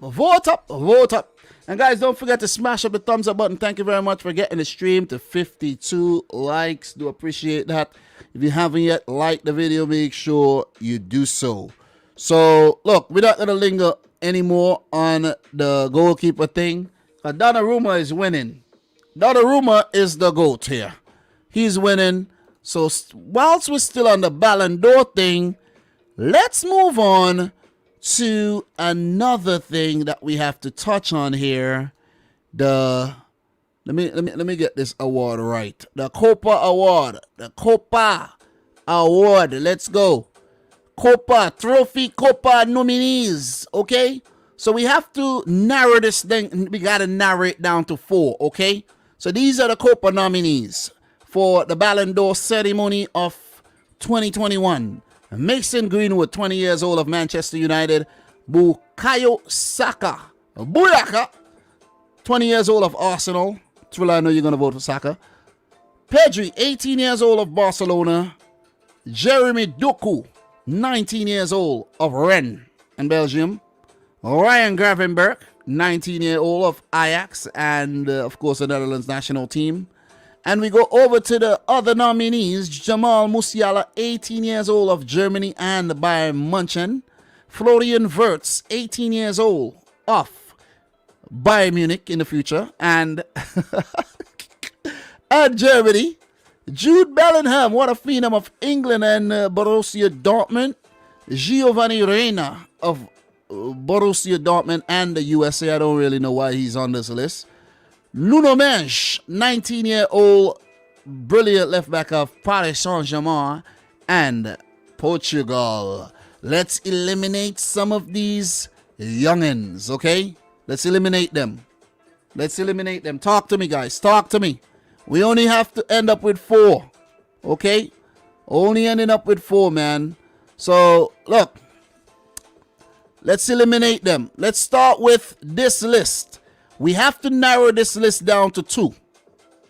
Or, if they're good enough, they could be narrowed down to 3, right? I don't know. But let's narrow this thing down, man. Let's narrow it down. For me, I'm leaving Jude Bellingham in there, man. Jude is the real dude. Jude is that dude, man. I'm going to have to eliminate Nuno Mendes. He hasn't done enough. I know he won the league with Sporting, but he hasn't done enough for me. You see what I mean? I know Giovanni Reina is bright, haven't done enough either. I'm going to have to get rid of him too. So it's down to Florian Wirtz and Jamal Musiala to join Jude Bellingham in the last 4. So, guys, I don't know if you share the same sentiments as I, but we got to narrow this thing down. We got to narrow this thing down. You see what I mean? So, look, we got to narrow this thing down. Mario is saying here, Malotelli, Nuno, Gio, Wirtz. All right, those guys out. Yeah. We're going to go with Jamal Musiala here, guys. We're going to go with Musiala and Jude Bellingham. We're going to go with Jude Bellingham and Musiala here. And we're going to go back to the first list here. And for this list, I'm going to go with Pedri. And we need another one. Pedri is an automatic pick here. I'm pretty sure most of you guys agree with me. We're going to go with another one. And while the other poll is live, Donnarumma has won it. So let me end this poll. Donnarumma for the best goalkeeper award. And let me see what you guys are actually saying. Pedri, I'm pretty sure you guys are not going to actually go against that one. Pedri and Saka. Doku is nice, you know. Doku is nice. And Gravenberch has been very, very solid. Greenwood has had some good games, but I don't know about Greenwood, man. Seriously. Not because he's playing for United. I don't know. He can't even make England team these days. So, yeah, let's go for Saka. Let's go for Saka and Florian Wirtz for the Kopa Award. So, let's go. Let us go. And big up to that one person who just disliked the video. Jesus Christ. There's always some kind of haters, man. But the thing is, if you ain't got no haters, that means you ain't making it. You ain't doing something right if you ain't got no haters. Always remember that. So, must be some hater in there some way, somehow. So, I appreciate you, hater. Anyways. Oh, how am I a hater if I just dislike the video? I just dislike. I'm not a hater. Yes, you are. You are a hater. You know what I mean? Let's go. So, Kopa Trophy. Let's make it happen. All right. Let me get the names in. Musiala. This is fun, right? And we're going to do the same for the Ballon d'Or, guys. So stick around. We're going to do the same for the Ballon d'Or. All right. So, Saka. Pedri. And the other name I picked is Jude Bellingham. All right. So, Kopa Trophy for the best young player according to France Football's Ballon d'Or. Ask your community. Let's go. The poll is now live. All right. Let's take it. Let's make it happen. We're an hour 30 minutes in. We're doing great. We are doing absolutely great things in here right about now. And we are almost through the whole like news segment of the thing. But we're doing well. And we won't take forever on the Ballon d'Or part as well. So make sure you smash up. I ain't gonna lie. This like when Dom said it's Gio there. Oh my God, man. Listen, bro.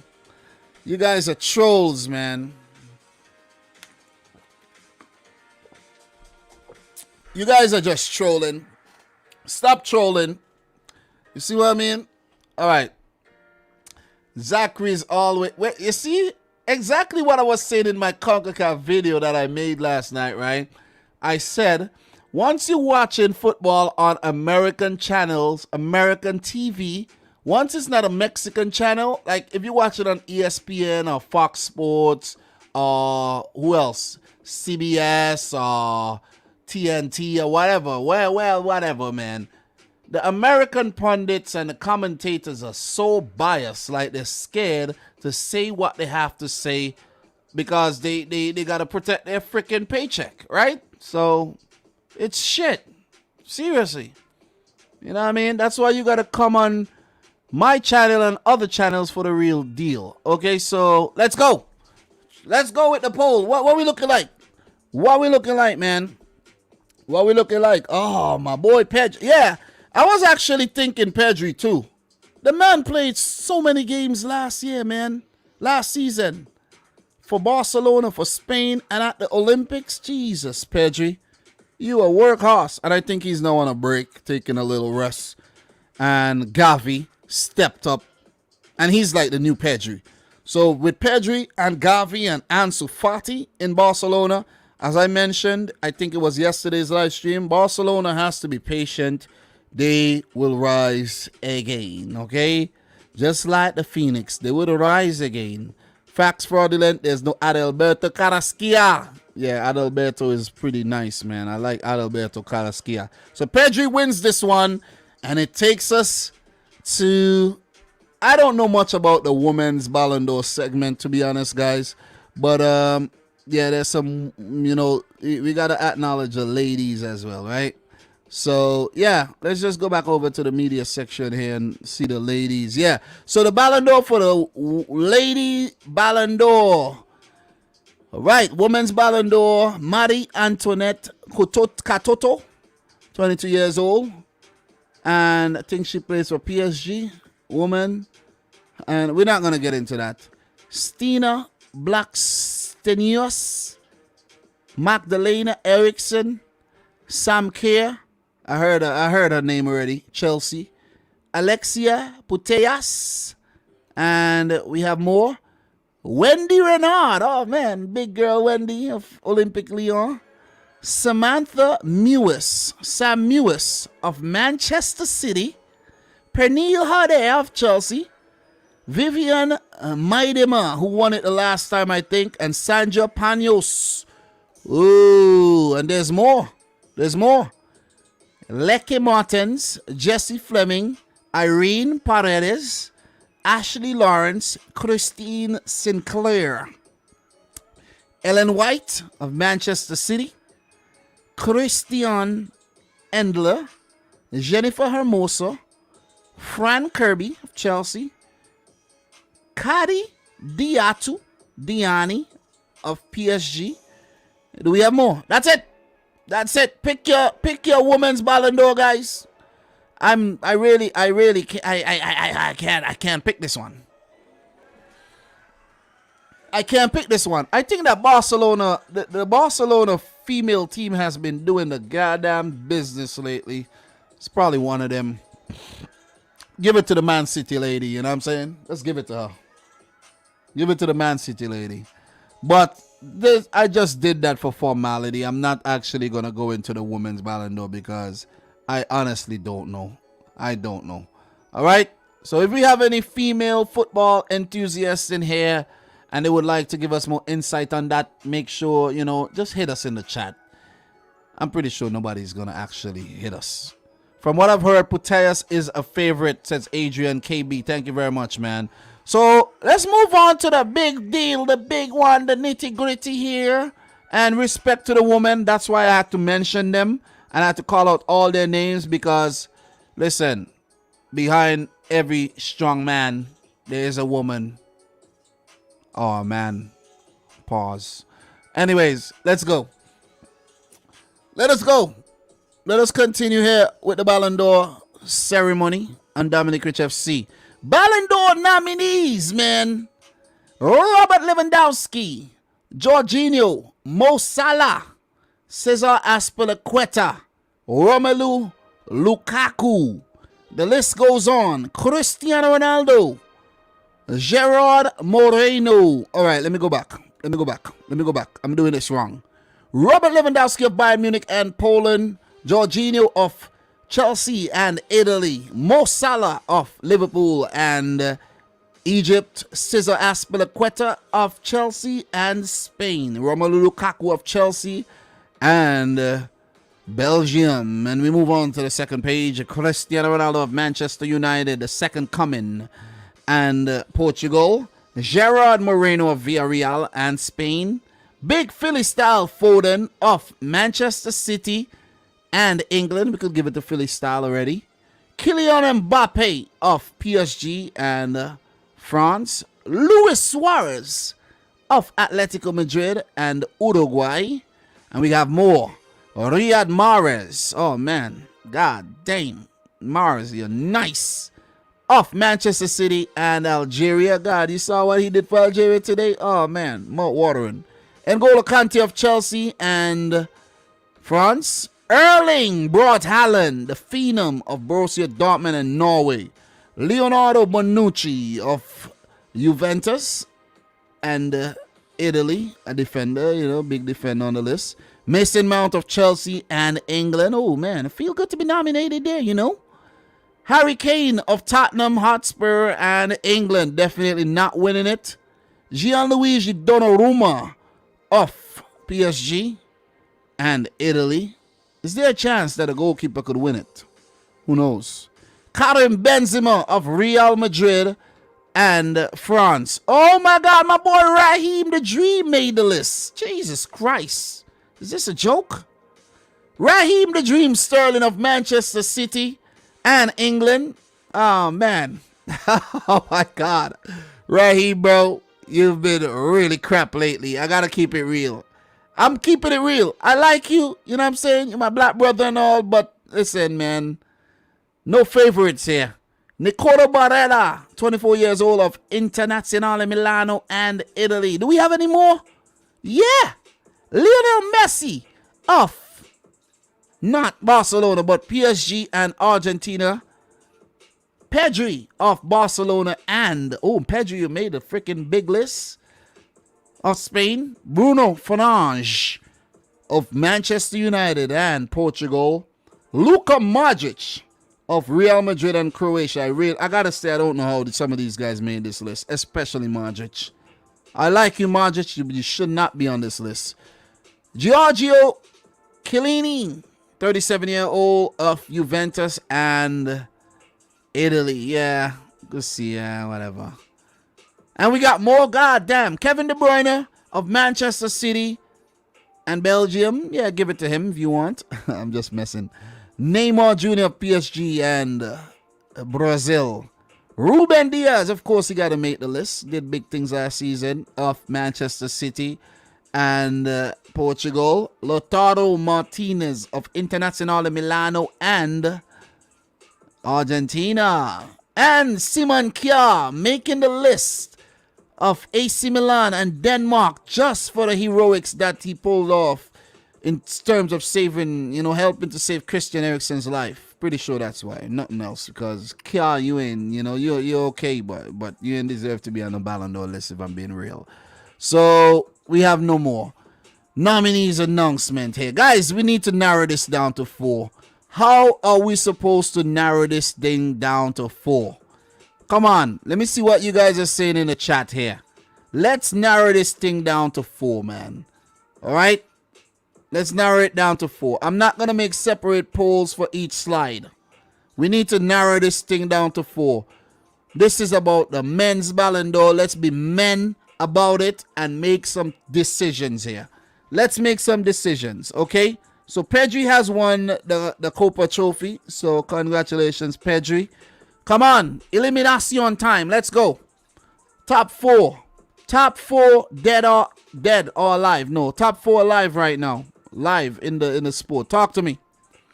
Narrow to 15. Nah, we gotta narrow it down to 4, man. Ain't talking about no 15 thing. We gotta narrow it down to 4, okay? Let's go. So if you want some help, let's go from this list. Who are you? Are you guys taking anybody from this list? Or are you taking anybody from this list? Let's take the people over and we're gonna keep eliminating them as we go. We could take 2 from this list. Who are we taking from this list? Let's take 2 from this list and move on to the next slide.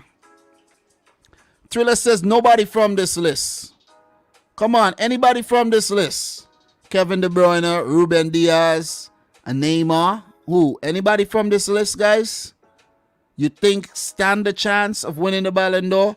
Jiren Mopa is saying De Bruyne. All right. Most people are saying nobody. Algerian is saying Diaz, Neymar only. Neymar doesn't come close to winning the Ballon d'Or in my opinion. Let's take Kevin De Bruyne from the list. Some people are nominating De Bruyne. Let's take De Bruyne and Diaz from the list. And not just because they're City fans. You guys could eliminate them in the next round. Let's take Neymar, Ruben Diaz, and Kevin De Bruyne from this list and take them over to this one. Okay? Let's go. Who are we eliminating? Who are we eliminating here?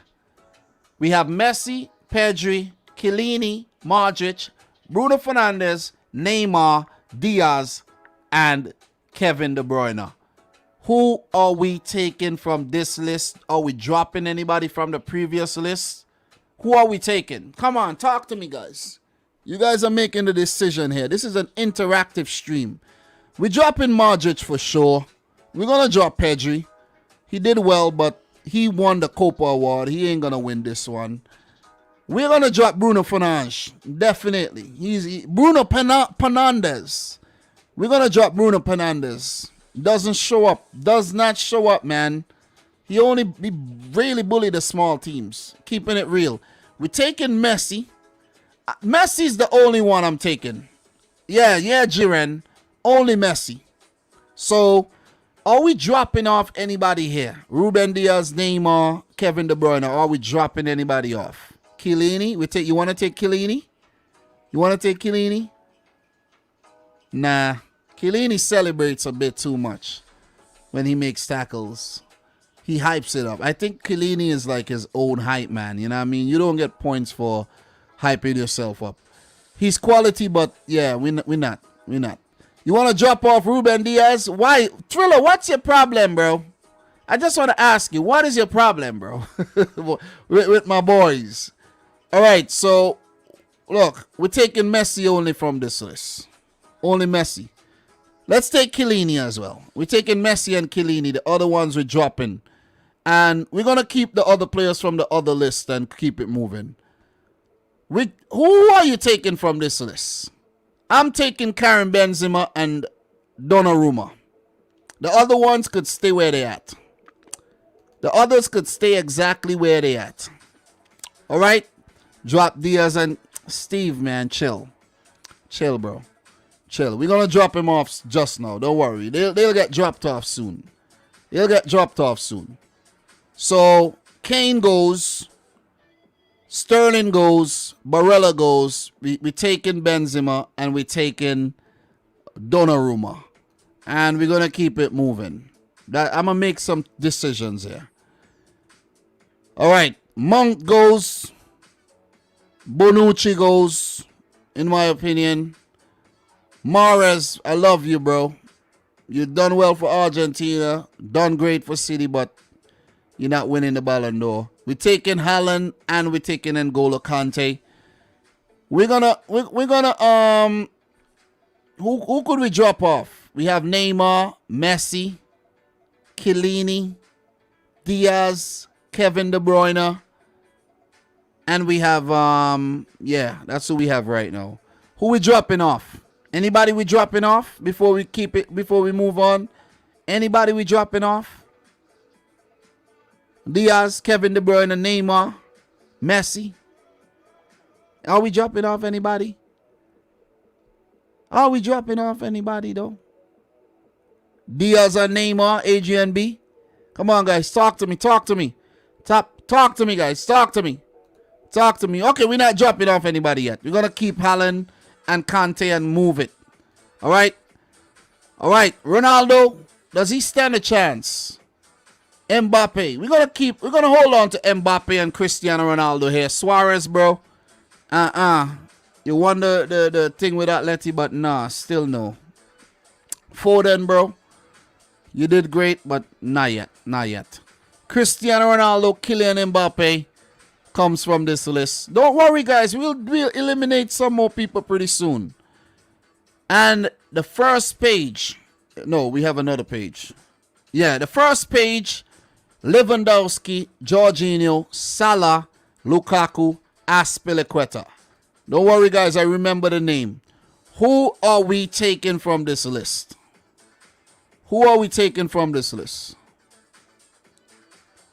Lewandowski, Salah, Lukaku. I'm gonna take Lukaku because of what he's been doing for Belgium. I'm gonna take Lewandowski, and I'm gonna take Salah. Jorginho, in my opinion, I don't know how he won those awards though. I'm gonna keep it real. I'm gonna keep it 100%. I don't know how he won those UEFA awards, but I don't know. I'm not picking him. And he ain't got nothing to do with him playing with Chelsea. I don't know what's going on. How he made the list, I don't know. All right, so look, I'm not picking Jorginho. We got to narrow this thing down to 4. Lewandowski, Salah, Lukaku, right? From this one. Cristiano Ronaldo, Mbappe, Kante, Haaland, Donnarumma, Benzema, Chiellini, Messi, Kevin De Bruyne, Diaz, and Neymar. Let's start the elimination process here. Let's go. I'm going to put up the polls right now. I'm going to make some polls. This is where we're going to make the polls right now. All right, so the poll, let's eliminate some people. We gotta hurry up with this one though. You guys gonna vote? The most votes stay. Okay, the most votes stay. Only one is gonna stay. Ballon d'Or 2021. Let's go. Let's make this happen. KDB, Diaz. All right, make up your minds. Could only make one vote. Neymar. And we move into the next slide. Messi. Right? I'm not going to put Messi with them. Chiellini. Nobody survives with Messi. All right. Let's go. Poll is now live. Eliminate 3 players. 3 players eliminated. Let's go. This is fun, right? This is fun. 3 players eliminated. Vote for who you're going to take on to the next round. And then we're going to get down to a final 4. Vote. Please vote quickly. We have 52 people in here. Let's get a minimum of 30 votes. Okay? or more. 30 votes, a minimum of 30 votes, all right? Who gets the most votes, move into the next round, all right? So vote, we got 25 votes. The votes would end in a minute. The poll would end in 1 minute. Because I have to wrap this thing up in like 10 minutes, and then we're going to go into the results and then the predictions. And that might take another hour or so. So, yeah. We need a couple more votes. So if you haven't yet voted, make sure you vote in the poll. Do appreciate everybody who's in here and who's participating in the live stream right about now. It's a very, very interactive live stream, and I'm having fun with it. Seriously, I am definitely having fun with this one. So yeah, man, yeah. 2 more votes. It's been live for 1 minute, guys. You can't spend forever here. We got more to go. Smash up the damn vote and stop playing, man. You guys play too much. You guys play too much. So Neymar survives. Neymar survives. The other ones are eliminated. The poll is over. It's over. Neymar moves on to the next round. And let me whip up a new poll really quick. Add 2 more options here. Ballon d'Or. Bam. Ballon d'Or 2021. Let's go. Neymar. Oh, Neymar, you're coming up against the boy Messi. Neymar. Messi. Let's go. Who else is left here? Chiellini got eliminated already. Oh, man. Oh. Donnarumma. Jesus Christ. This is Donnarumma. And Karim Benzema. Jesus Christ. Damn. All right, vote in the poll, guys. Vote in the poll. Whoever survives moves on to face Haaland, Kante, and Mbappe. Haaland, Kante, and Mbappe would be the next. And we're going to narrow them down, and the last 4, wins. I already have my Ballon d'Or, so I'm just doing this for fun. I'm really just doing this for fun. So Messi with 60%. We need 10 more votes to get to 30. Let's go. Smash up the freaking votes. 5 more. I know you guys like this activity here. I know you low-key like this activity. You do, right? I know you do. I know you do. I know you do. I know you do. Let's go.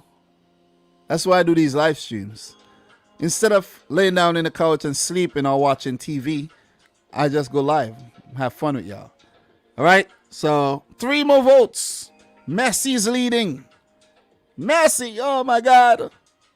They're playing soccer in my backyard. I think I see Messi. Come on, let's go. 1 more vote. 1 more vote, baby. Big up to the boy Thriller. Loving the Squid Game Ballon d'Or game. Thank you very much. And I haven't seen Squid Game yet, though. I haven't seen it. My wife actually watched it. I was like, what the hell are you watching, man? And then everybody's like, yeah. Oh, man, this thing is nice. So Messi wins it. Messi moves on. Everybody else eliminated. And we're going to make another poll. And let's get Messi in there. Appreciate that, Thriller. Appreciate the super chat, bro. You know what I'm saying? Appreciate the super chat. So I think I actually... Did I make a poll by mistake? Okay, I didn't. All right. So Messi. All right, end this poll. I don't know why I did that poll. That poll was a mistake poll. You know, sometimes you make mistakes in life. You know what I'm saying? You just have to be man enough to admit it. So, let's go. We ain't got all night. But this is a fun activity. And I did, market the stream as being a Ballon d'Or stream as well. You see what I'm saying? So, yeah. So Mbappe, oh man, sorry Mbappe, you're coming up against Messi right now. It's gonna be hard. You know what I'm saying? Mbappe. We have Cristiano Ronaldo. Oh my God, this is gonna be hard for y'all. And who else? Let's move over to the next slide. We need somebody else. And this is perfect. You see what I'm saying? This is actually perfect because what's gonna happen is two guys are gonna survive this poll. So let's put Salah, Lukaku. Let's throw Salah in there against the big boys. Let me see how many people like the boy Salah. See what I'm saying? Let's throw Salah in there. And Salah. Bam. Ballon d'Or. Let's go. 2021. Badam. Ready. Messi, Mbappe, Cristiano Ronaldo, and Salah to survive. Wait. No. I forgot one player. I haven't put this player in the poll yet. I haven't put these players in the poll. What am I doing? I'm moving too fast. Let's go. Jesus Christ. Haaland and Kante. I'm moving too fast. I didn't put these guys in the poll yet. So, oh man. Jesus Christ. Let's go. Let's not get confused there. So, yeah. Let's not get confused. So, let's go Haaland and Kante. I don't know why. How could I miss these guys? Did I miss these guys? I missed these guys, right? Jeez. Anyways, let's go back. We got this, guys. We got this. I know for sure I didn't put Haaland and Kante in the poll. So Messi, Mbappe, Haaland, and Kante. And then Ronaldo and Mbappe would actually join the next elimination, all right? So let me see how many players I got next. 1, 2. I have 3, 4, 5. So I need 8. So, oh man. So what we're going to be doing, one player gets eliminated from this poll. One player gets eliminated from this poll. That's what we got to do. And move it over.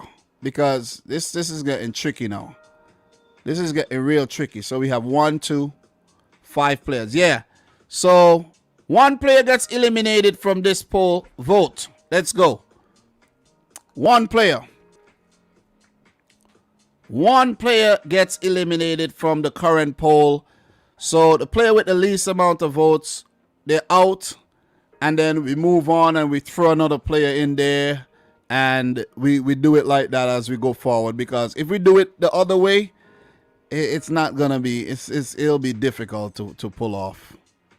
So vote for the poll. It's going to take a minute. Everybody vote. Let's get to 30 plus. The player with the least amount of votes, they're out. You guys love the boy Kante, huh?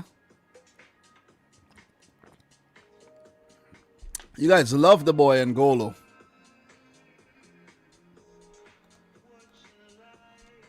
Vote up, vote up, vote up. I'm having fun with this, just so you know, what I mean? I'm really loving what we're doing right now. Really loving what we're doing. We need 4 more votes. Oh man, my boy Mbappe. My boy Mbappe way behind. Could somebody vote for Mbappe, man? Somebody vote up for the boy Kylian. Oh man. Jesus Christ.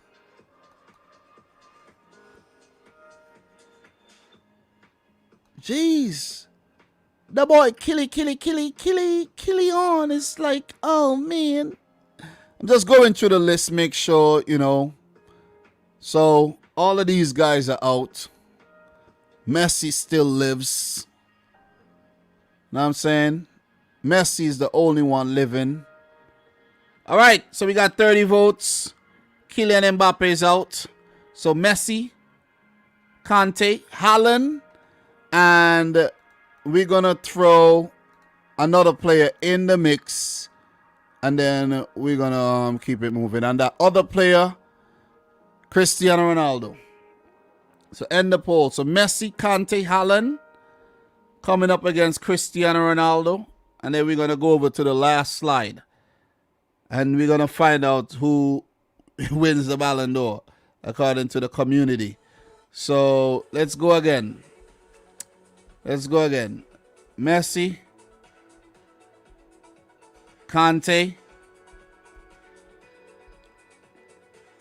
CR7, Haaland. All right. Ballon d'Or 2021 live in 1, 2, 3. Vote. 30 votes. 30 votes. Pretty fair. Nice number. 30 votes. Let's go.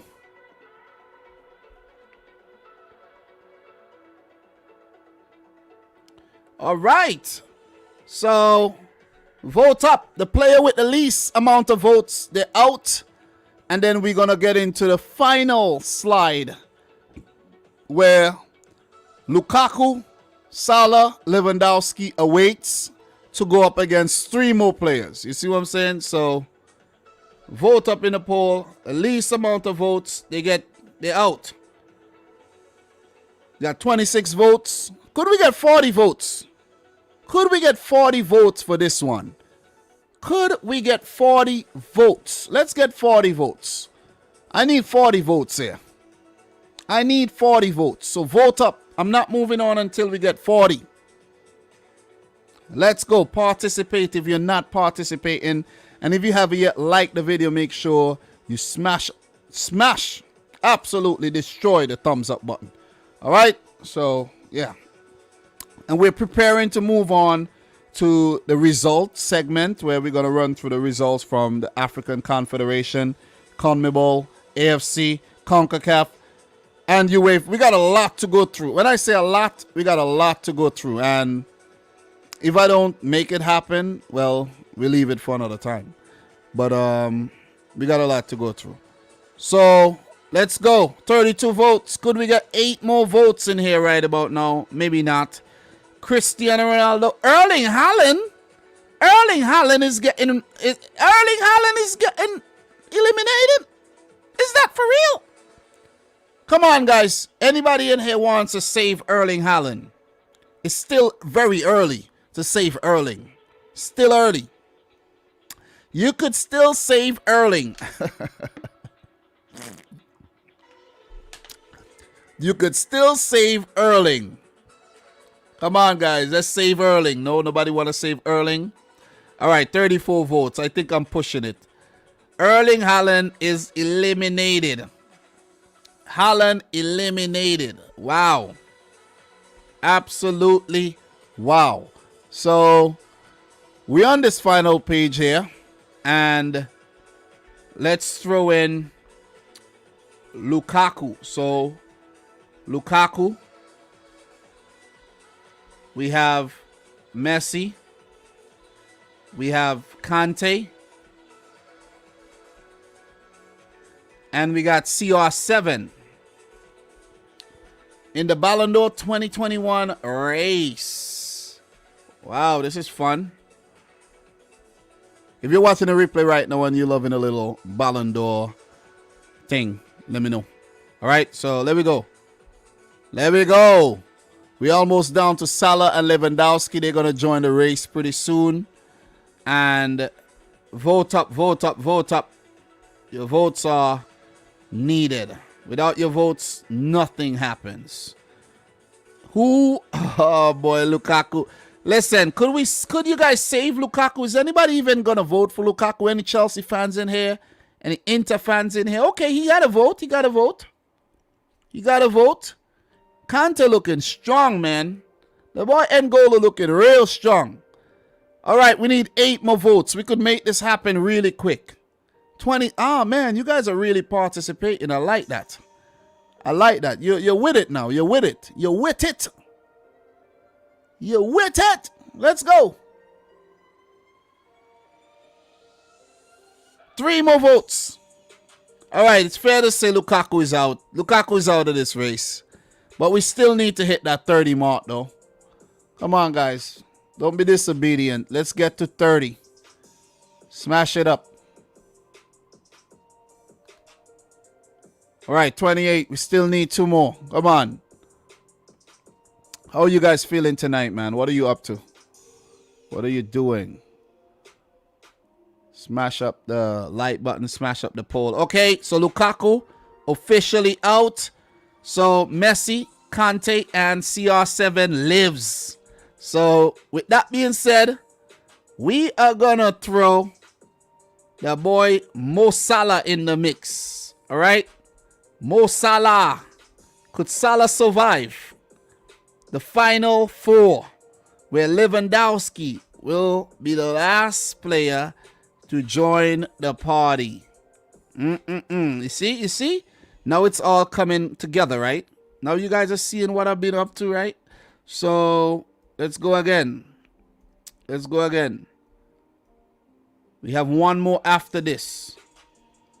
Let's go. Poll is live. Vote up. 1 will be eliminated, and the last place left for Robert Lewandowski to actually join and be part of the conversation. And then we will have the final vote, where I'm going to leave it for a while, and more people come in, they could vote, and then we could get a better picture. All right, so vote up, vote up, vote up, vote up. Let's go.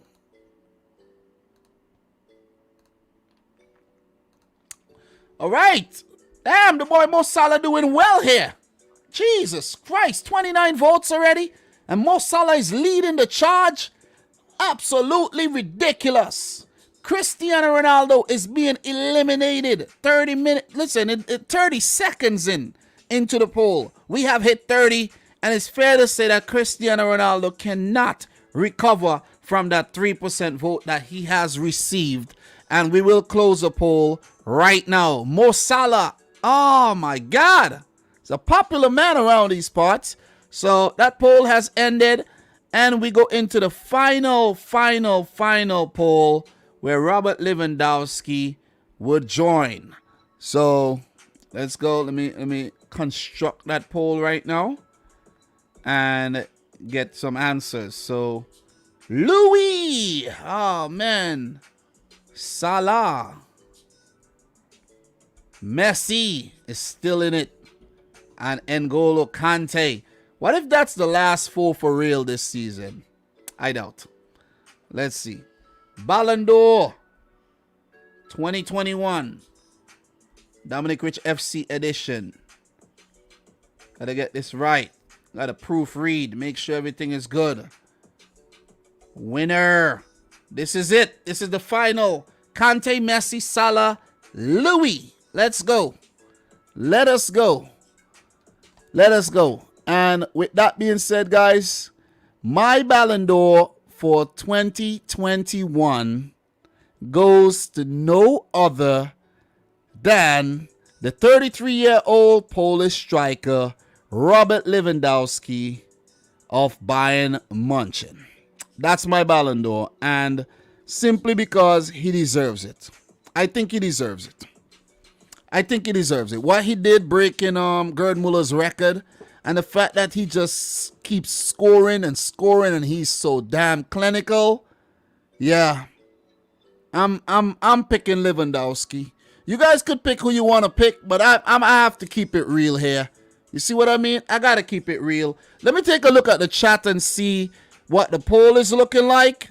So the poll, 30 votes, and Robert Lewandowski is in the lead, 43%. Salah is in second, Messi third, and then N'Golo Kante is fourth in the race. So I'm going to leave that one live. But I'm going for Lewandowski, though. I think he deserves it, and I think he was robbed of the Ballon d'Or last year because there weren't any Ballon d'Or in 2020. So, yeah, man. With that being said, guys, that'll wrap it up for the news segment, which was very long, right? Oh my God. So let me just make a note right now. 2 hours and 9 minutes in is when we actually started talking about the results. So 2 hours, 9 minutes. Yeah. Got to put a timestamp in there for the people that came in for the results, though. So Lewandowski is our Ballon d'Or. And yeah, Giroud and Mopa, look, Benzema stats above Lewandowski, bro. Benzema didn't win anything. You see what I'm saying? He's been good, but I'm talking about from last season and, you know, coming into this season as well. It has to be Lewandowski. Lewandowski actually has points left over from 2020. And I think that's what he's going to use. He's going to use his freaking miles and he's going to fly for free all the way to Japan. All right? So I want to put that out there. Lewandowski. Final answer. Yes, Dom. Final answer. Lewandowski. And we're going to keep it moving. We're going to move on. And we are going to get into the segment where we talk football on the field. On the field. We're going to get through these results. Won't take forever, ever on these results. But we're going to get through the results. And I'll be swinging through these results, guys. When I say swing, I'm going to be swinging through these results. All right, so let's go. Let us go. You could see on screen right now. Let's go. Let's start from Wednesday. We're gonna just open down all of these. And I'm going to just go through the list. I won't be clicking on these because if I click on these, it's going to mess up everything. But I'm going to go through all the results, but I'm going to have another page open to let you guys know who scored and where they're at in the table and things like that. All right? So, yeah. So, let us do this. Thanks to everybody who stuck around and who actually liked up the video, participated in the polls and things like that. I'm going to leave the poll open. It's fine. I could leave the poll right there. You could close the poll if you want, but I'm going to leave the poll open just for measure of how many people came in from the time we did the poll to, you know, when the stream ends. So that poll could stay right there. Thanks for voting. If you're in there and you haven't yet liked the video, make sure you like it, okay? Let's go. Let's talk. Let us talk. We have to talk about Concacaf, CAF, AFC, CONMEBOL, UEFA. There's still a lot of content to go through. And I said that's why I wanted to go live this morning. So, yeah. Hopefully my wife gets off a little later today. And I have work in the morning as well. But a lot of work to be done. Tanzania 0, Benin 1. Group J here. That game was on Thursday. And I didn't actually, I didn't talk about these games yet. And let me just get to this game here, and so I don't lose track of, you know. Yeah. So there's some games that I haven't touched on. Make sure I get all the games. All right, let's start from the Wednesday games, man. Sudan 1, Guinea 1. I spoke about that already. But in this game, Mohamed Bayo in the 56th minute. And then Saifeldin Malik Bakit in the 72nd minute. That was a brilliant goal. Don't understand how the Guinean defender allowed this man to hit, run through, and collect the ball again and to put it in the back of the net, picking up a valuable point there for Sudan. So Sudan is still at the bottom of the table, however, picking up their first points in the current round. And for Guinea, they played 2, drew 2. The other teams in the group are Guinea-Bissau and Morocco. And since we're in this group, we're going to talk about the other game because it's right there on screen. Morocco 5, Guinea-Bissau 0. Let's just get to that game and let me let you know the information from that game. Ashraf Hakimi, the 31st minute. Imran Louza, 45th minute. Ilyas Chair, 49th minute. Ayub El Kabai with a brilliant overhead kick in the 62nd minute, and Munir El Haddadi off the bench in the 82nd minute. Big win for Morocco against Guinea-Bissau, who was depleted because of food poisoning at the hotel at dinner time. So I did talk about that in a previous episode. So you guys could check, the other episodes and you'll get that one. So in terms of the group standing, Morocco on top after 2 games played with 6 points. Guinea-Bissau a second, 3 matches played, 4 points picked up. So that'll do it for this group, and we are gonna move on. I will touch on some predictions for AFCON. That's not AFCON, for CAF. That's coming up tomorrow, but that's after I run through all these results. Gotta get through the results. So we're gonna move on to the Thursday results, where I'm gonna go through each group and wrap up each group. It's not in the order that it should be in, but I think it is. This is in the right order. This is in the right order. So we're going to go on to Group J. It's not going to be in chronological order, I should say, but as I go through each group, I'm going to actually, touch on the other games. So DR Congo 2, Madagascar 0. Shadrach Akolo in the 35th minute. And then DMRC Mbokani scoring a penalty in the 79th minute that should have never been given a penalty in the first place. For these games, I won't be going too in-depth at all because of the time. And we'll just be going through the results. If I remember a goal or incident, I'll actually bring it up. DR Congo are now second, first win in the group. They're on 5 points. Remember, second gets nothing. You get nothing for coming in second. Nothing at all. Tanzania are behind them with 4 points. Madagascar, 3 games, 3 losses. Benin on top the group with 7 points. Which brings us to Benin versus Tanzania. Benin 1, Tanzania 0. I have to say, Tanzania played well, but they weren't clinical. They really weren't clinical.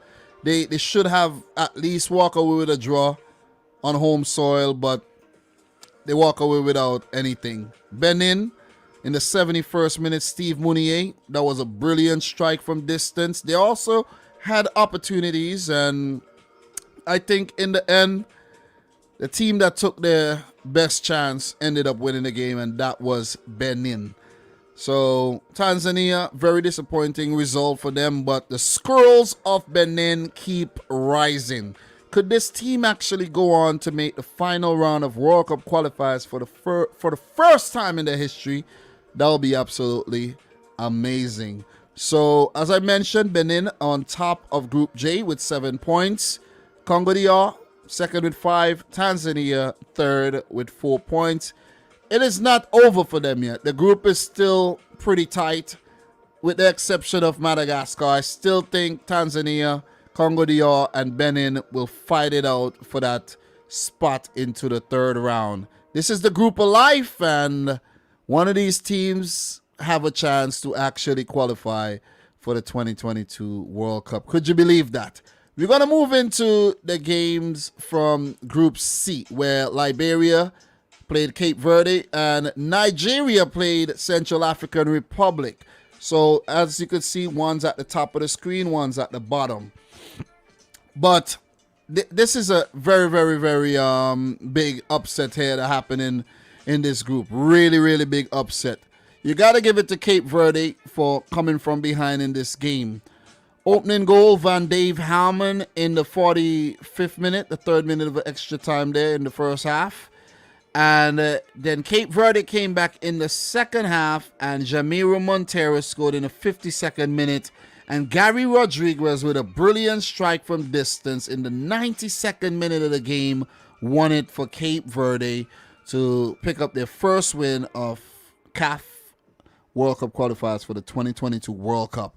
So they are now second in the group with 4 points, joint with Central African Republic, and Liberia at the bottom with 3 points. The group is very closely fought now, and it's only because Nigeria lost to Central African Republic. That is one of the biggest, if not the biggest upsets that we've had in African World Cup qualifiers so far. That is a huge result for Central African Republic. And this goal was scored in the last minute of the game. Call Namganda in the 90th minute. And it was a horrible mistake by Leon Balogun. Poor defending. Why are you heading down a ball like that? Him and William Troost Ikong got tangled up. He headed the ball and missed the call. Namganda just collected it, ran in behind and put it into the back of the net to win the game for Central African Republic. This is a game that I was actually watching too. I was tempted to make a video for it. I was a little tired and I wanted to take a nap before I dropped my wife to work. So I was like, whatever. Touching it later. It's fine. It's fine. You can't get them all. You see what I'm saying? But Nigeria were absolutely awful in front of goal. They were poor in front of goal. Osimhen, he hit the post.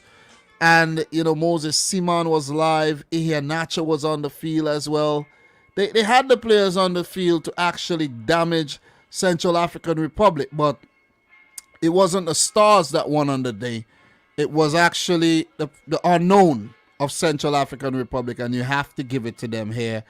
This is probably one of the biggest victories ever in the history of Central African Republic football. There's people who doesn't even know there's a country called Central African Republic, which is absolutely ridiculous. Think about it. Think about it. So, well done, Central African Republic, on picking up that huge victory. They keep their World Cup qualification hopes alive. They are third in the group with a win, a loss, and a draw. And Nigeria still remain on top of the group with 6 points after 3 matches played. And Gernot Roseman have to actually get their act together if they are to go on to the next round. But I still think they will. But with results like this, guys, you never know, man. Africa is proving itself to be very, very unpredictable. So we're going to move on to the next games. And those games are from, we have Group B. Let's get the game from Group B here between Equatorial Guinea 2, Zambia 0, and Tunisia 3, Mauritania 0. So those will be the next games that we will be touching on right now. So, look, let's start with the game here between Equatorial Guinea and Zambia. Saul Koko in the 35th minute. And, well, actually, yeah, there was a red card here for Prince Mumba in the 25th minute. He got a red card. So Prince Mumba was sent off. Zambia down to 10 men. Saul Koko took advantage of the extra man, scored in the 35th minute. And then Emilio Ensu in the 87th to put the nail in Zambia's coffin. I actually expected Zambia to do a lot better. Patson Daka actually played the game and he got tangled up in front of goal, almost scored, but blew his chance. So very, very unfortunate result here for Zambia, and I'm afraid the World Cup qualification hopes water has been thrown on that fire. Let's just say that, because they're on 3 points while Equatorial Guinea has 6. Mauritania down towards the bottom with 3 games played, no points picked up, and it's fair to say that they will be eliminated the next time they play if they don't actually pick up a win. And Tunisia actually lose, which will be, very difficult, seeing that Tunisia are playing Mauritania in their next game, and Tunisia smashed Mauritania 3-0. So, look, countries are going to be eliminated on the next match day. Let's just put it that way. When there's 4 games played, countries will be eliminated, which takes us to the next match. So well done, Equatorial Guinea. Big scalp. I didn't actually predict them to win the game, but they did so. So that next game, Tunisia 3, Mauritania 0. Elias Skiri in the 15th minute. What a freaking strike. What a strike. That goal was absolutely magnificent. Tunisia doing the damn thing. 3 games, 3 wins, 9 points.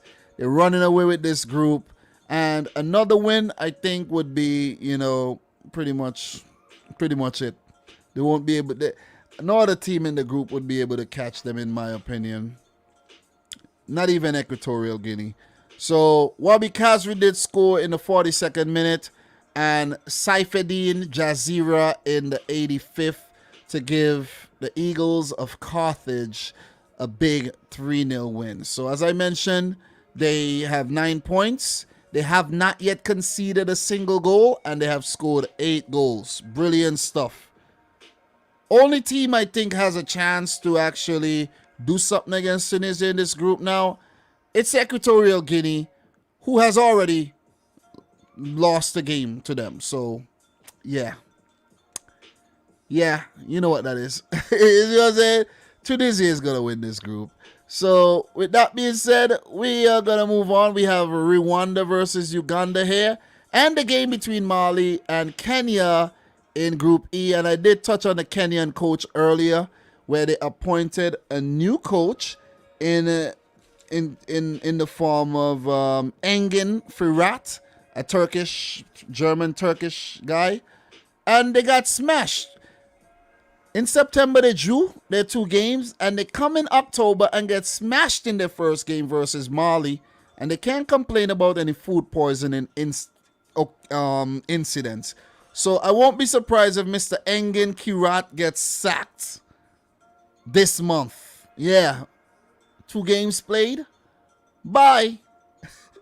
Oh, man, it's harsh. Africa don't play. They don't play down in Africa at all when it comes to sacking managers, man. They do not play. So, Rwanda 0, Uganda 1. Fahad Bayo with a goal in the 41st minute there. And that was the only goal of the game. So, good football played by Rwanda, I have to say. But, Rwanda. But Uganda were, the better team on the day, and they picked up the point there, the 3 points. So, look, Uganda now second in the group with 5 points. Rwanda at the bottom with 1 point gained.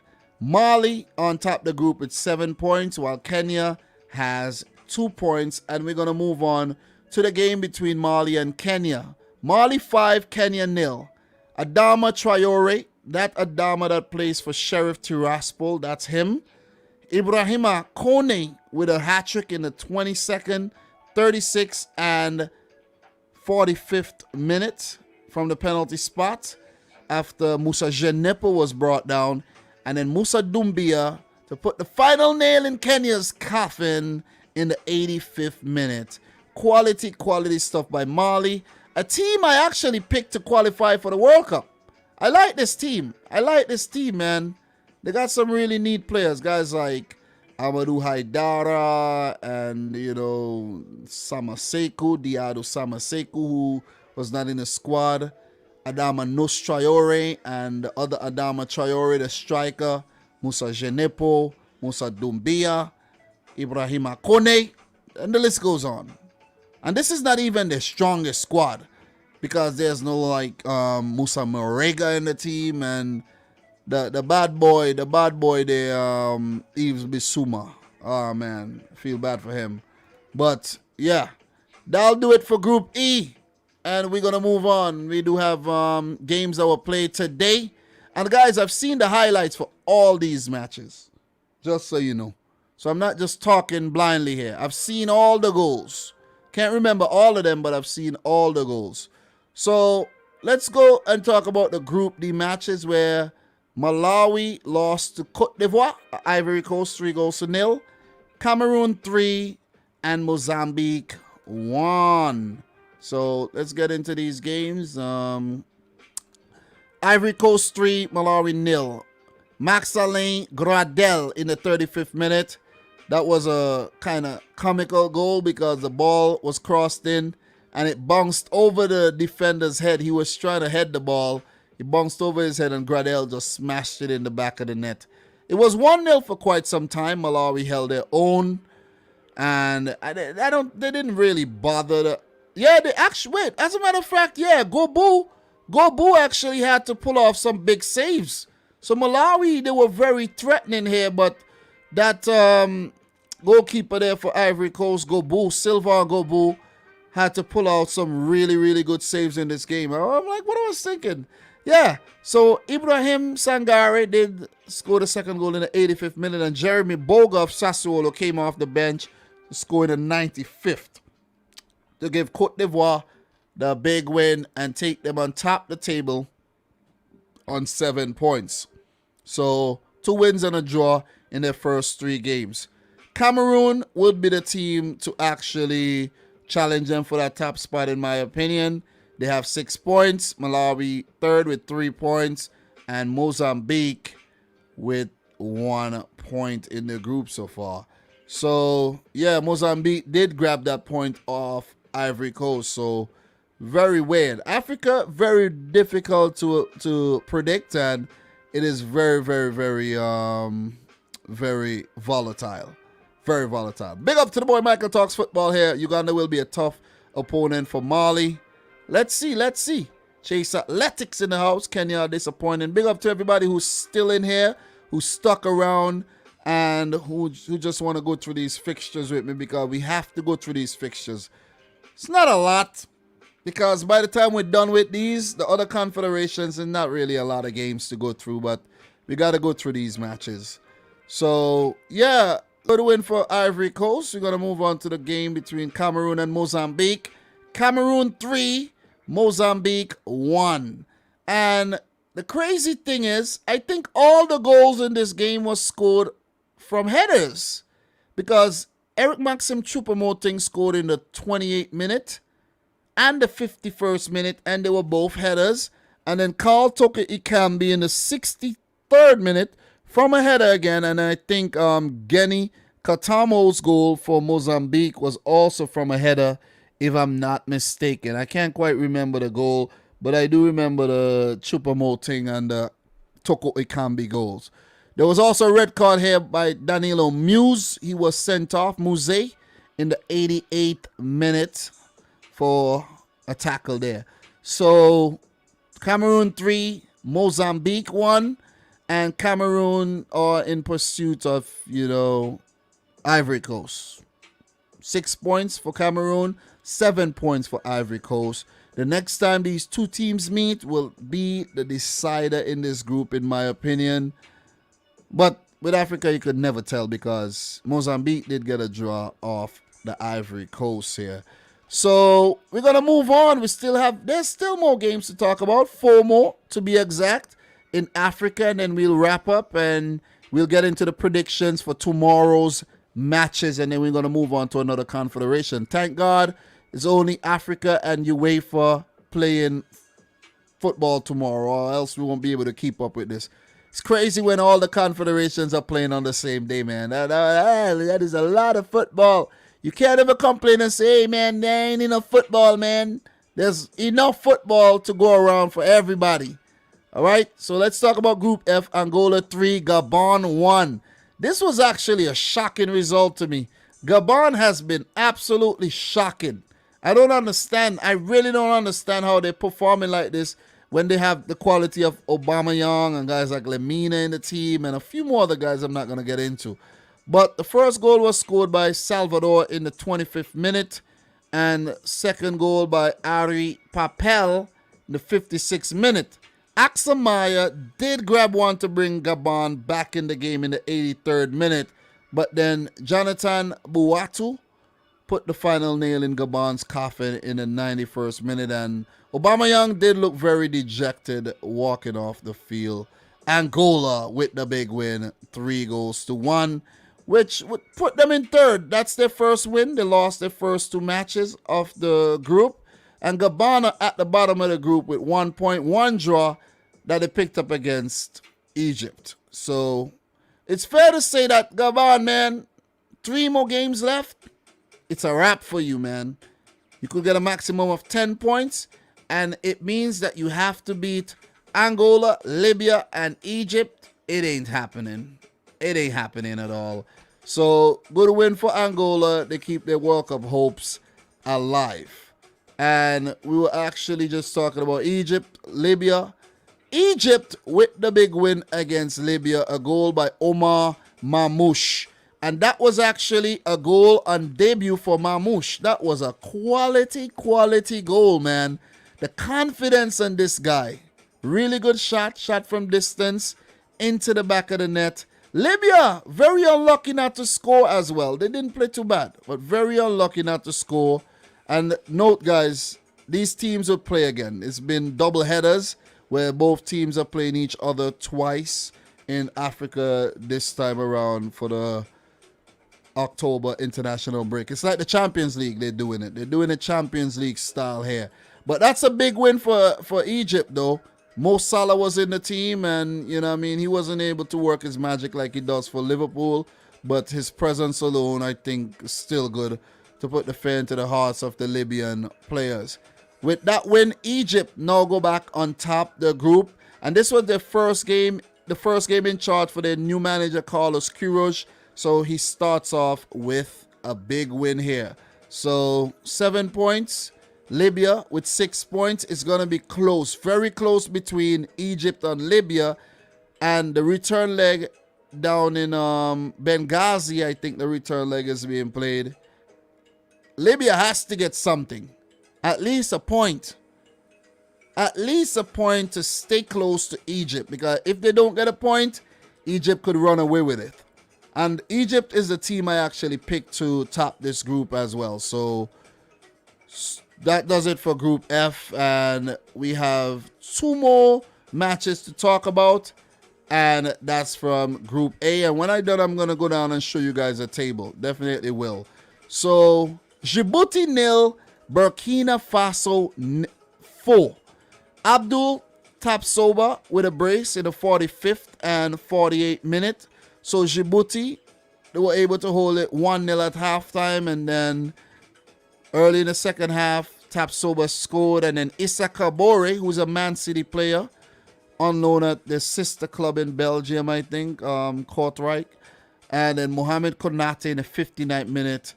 Big win for Burkina Faso, who all level on points with Algeria, but it's the goal difference that's separating the two teams. So as Football Pharaoh mentioned earlier when he popped into the stream, all Burkina Faso needs is a scrappy 1-0 win against Algeria, where they drew their first game against them. And all they need is a scrappy 1-0 win, and it's a wrap for Algeria, even though they have been so impressive. Niger, a third with 3 points, with that win over Djibouti, the 4-2 win. Djibouti, they're out of it. They're pretty much out of it. They won't win any games. And it's a valiant effort from Djibouti, though, because they are the lowest ranked nation still left in African World Cup qualifiers. So you got to give it to them for trying. You see what I'm saying? You really got to give it to them. After that 8-0 blowout against Algeria, they've really improved in leaps and bounds. Got to give it to them. And that leaves us with that last game, Algeria 6, Niger 1. Riyad Mahrez in the 27th minute. That was a brilliant free kick. And he did score from a penalty in the 60th minute. Sofiane Feghouli in the 47th. Zakaria Soleimani own goal in the 70th. And Islam Slimani to become the top goal scorer of all time for Algeria with a brace in the 76th and 88th minute. Daniel Sosa did bag one for Niger. And I think that goal, that was actually, that looked really offside if I can recall. That looks really offside, but it is what it is. Sosa did get a goal for Niger. Consolation goal, to say the least. So big up to everybody in the chat, man. Do appreciate everybody who stuck around. You guys are the real deal. And what we're going to do right about now is we're going to predict the games that's going to come up tomorrow. So let me just turn my page and get the prediction part here. There's a lot to go through, man. I think we spent a little too long on the Ballon d'Or thing. Spent real long on the Ballon d'Or. I was doing well, you know. But we got time. We got some time.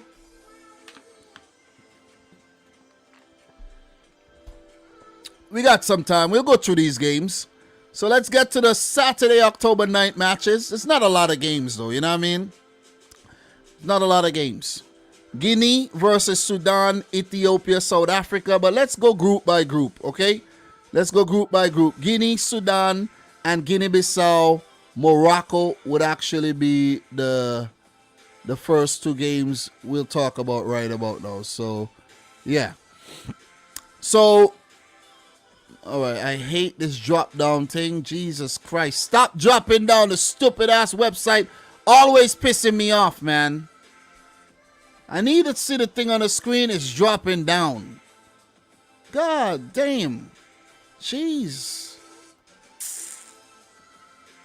Whoever make this website, they need to just piss off, man. Seriously. It's like, can I live? Can I live with this drop down thing? But anyways, that'll do. That'll do. Guinea versus Sudan. My prediction here, I'm actually gonna go for another 1-1 draw, you know. I think Sudan fought hard to pick up the 1-1 draw last time around, and I could see them picking up a 1-1 draw. And if that happens, they could virtually like eliminate Guinea. They can, because if we take a look at the group, right? You take a look at the group. I'm gonna just read out the group to you. Group I. If Guinea only pick up 1 point, they would have 3 points from 3 games. Sudan would have 2. And then Morocco play Guinea-Bissau, and we know what happened in the last game. Morocco could go up to 9 points and run away with this group. So with that being said, Guinea-Bissau versus Morocco, a game that will be played in Morocco. The game will be played in Morocco. I'm going to go for Morocco to win this game 4-0. So from the thrashing in the last game, another thrashing, 4-0. They would go up to 9 points and put themselves in a really, really good position to run away with this group. So with that being said, we're going to move on. Ethiopia versus South Africa, the first time these teams are playing in October, and they will play again next week. But the game between Ethiopia and South Africa, I'm going to go for a 1-1 draw. Got to go for a draw here. Ethiopia has, you know, they have impressed me. Not the best team, but I'm going to show them some respect. South Africa has been a surprise package in this group, and, you know, picking up that big win there against Ghana. And I'm going to show Ethiopia some respect on home soil, though. So I'm going to say 1-1 draw. The game between Ghana and Zimbabwe, I'm going to go for Ghana to win this game 2-1. So Ghana to win 2-1. New Cape Coast Stadium. Is this game playing in South Africa? Let me just double check. Ghana versus Zimbabwe. Where's this game playing? This game will be played in Ghana. Okay, that game will be played in Ghana. Okay. So, yeah, I'm going to go for Ghana to win the game 2-1. And that'll do it for Group I. So, if Ghana actually... Well, that's not Group I. What am I saying? That's not Group I. That's Group G. If Ghana win their game, they will go up to 6 points. So South Africa draw 5 points. So Ghana would actually take charge of the group again. They need to win and hope for South Africa to drop some points. And we're going to move on to the next group, which is Group H, where Togo play Congo and Senegal play Namibia. So in this group, Senegal are currently on top with 6 points. Namibia second with 4 points. Congo with 1. And Togo without a point. The game between Togo and Congo, I'm going to go for Congo to win this game 2-1. Guys, remember, Africa is volatile, and I might be dead wrong still. I'm going to go for a 2-1 win for Congo.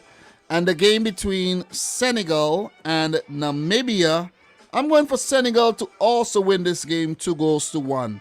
This Namibian team is not to be taken lightly, and I think they'll give Senegal a really, really good match. But the likes of Koulibaly and Mane and Ko would actually be a bit too much for them. Pape Mate Sarr I want Pape Matassa. I think he's I wonder if he's gonna take part. Ismail Assar comes to mind. Crepon Diatta, guys like Keita Balde, Idrissa Gueye, and the list goes on. Abdou Diallo, the Senegal team. Edward Mendy, Senegal team is nice.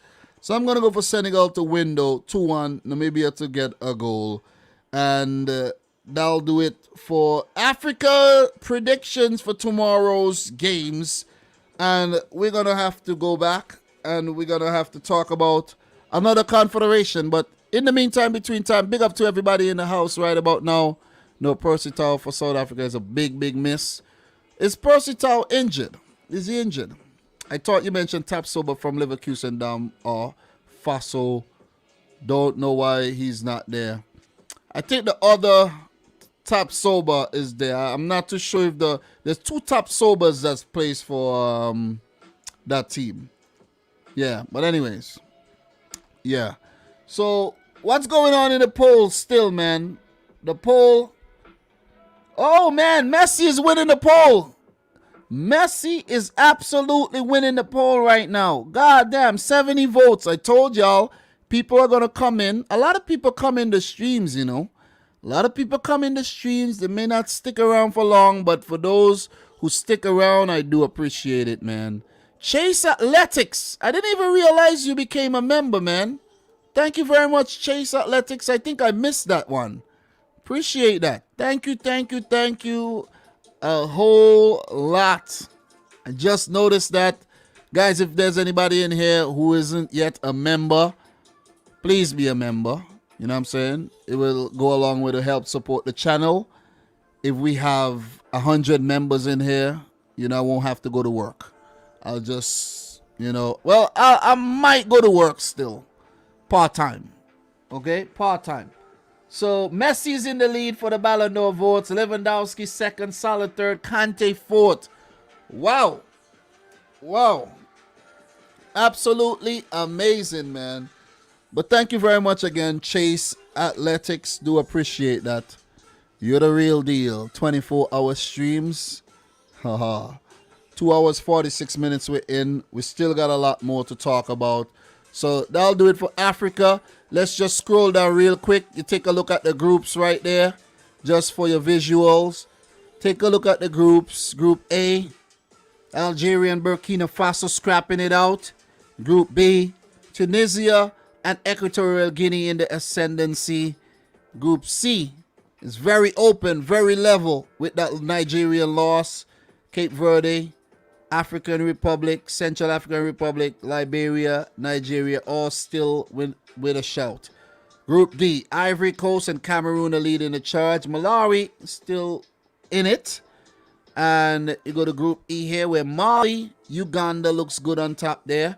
But Kenya with that big loss, I don't know. Rwanda, it's going to be between Uganda and Mali there. Group F, Egypt and Libya are in the running, but Angola could actually fight back and do something. Who knows? But it's between Egypt and Libya. Egypt being the favorites. South Africa, Ghana, Ethiopia are still in. And this group is still very much open. So let's wait and see what happens tomorrow. I will be back live tomorrow to talk about more World Cup qualifying news and more fixtures as well. And predict the games that's coming up Sunday. A lot of work to be done. And I mean a lot of work to be done, okay? After I get off work tomorrow, I have to whip up a prediction for the Concacaf games. You know I do that. Drop it before I get home. I get off work, go in the car, make those predictions, and get that done. That's the only time I'll get to actually make those predictions. Senegal on top of Group H. Namibia, Congo, Togo. Still open, but I think Senegal are going to win this group. Morocco, Guinea-Bissau. Morocco should go on to win this group. And Benin in Group J are looking good at the top. But Congo DR would have something to say. Tanzania, I don't know too much. And Madagascar is pretty much out. So with that being said, we're going to move on. And we're going to touch on the CONMEBOL Region results. We're going to touch on those results really quick, and then we are going to move on. We won't linger too much on CONMEBOL at all, but we have some games that we have to talk about. We're not going to leave any stones unturned, but we do have a lot to go through, so we won't be sticking, okay? This won't take long. So let's get to the October games, October 7th here, and we have 5 games to go through. Not a lot of games like Africa, so we could run through these pretty quick. All right, so Uruguay 0, Colombia 0, Paraguay 0, Argentina 0, Venezuela 1, Brazil 3, Ecuador 3, Bolivia 0, and Peru 2, Chile 0. So let me just pull up another screen so I could get everything right at my view, and to let you know the goal scorers and things like that. So with that being said, guys, we don't have any predictions to make on the next CONMEBOL games in today's episode. We will do that maybe a day before next week, and whatever the games are coming up next. I think the games are Sunday, so we'll do that tomorrow, I think. And then we have to touch on AFC and CONCACAF. So we have a lot of work still, and UEFA react to some games that was played today and make predictions for tomorrow. So let's go. Let's not waste any time, man. Paraguay 0, Argentina 0. This was a really good game, and I think the heroes on the day, it has to be Paraguay, and it has to be their goalkeeper, Silva. Anthony Silva was absolutely big on the day. And you also got to give it to Emi Martinez, because look, Miguel Almiron made a run and he got a shot off, but of course, who was there? Emi Martinez. And I think Antonio Sanabria did get a shot off, if I'm not mistaken, and it was saved.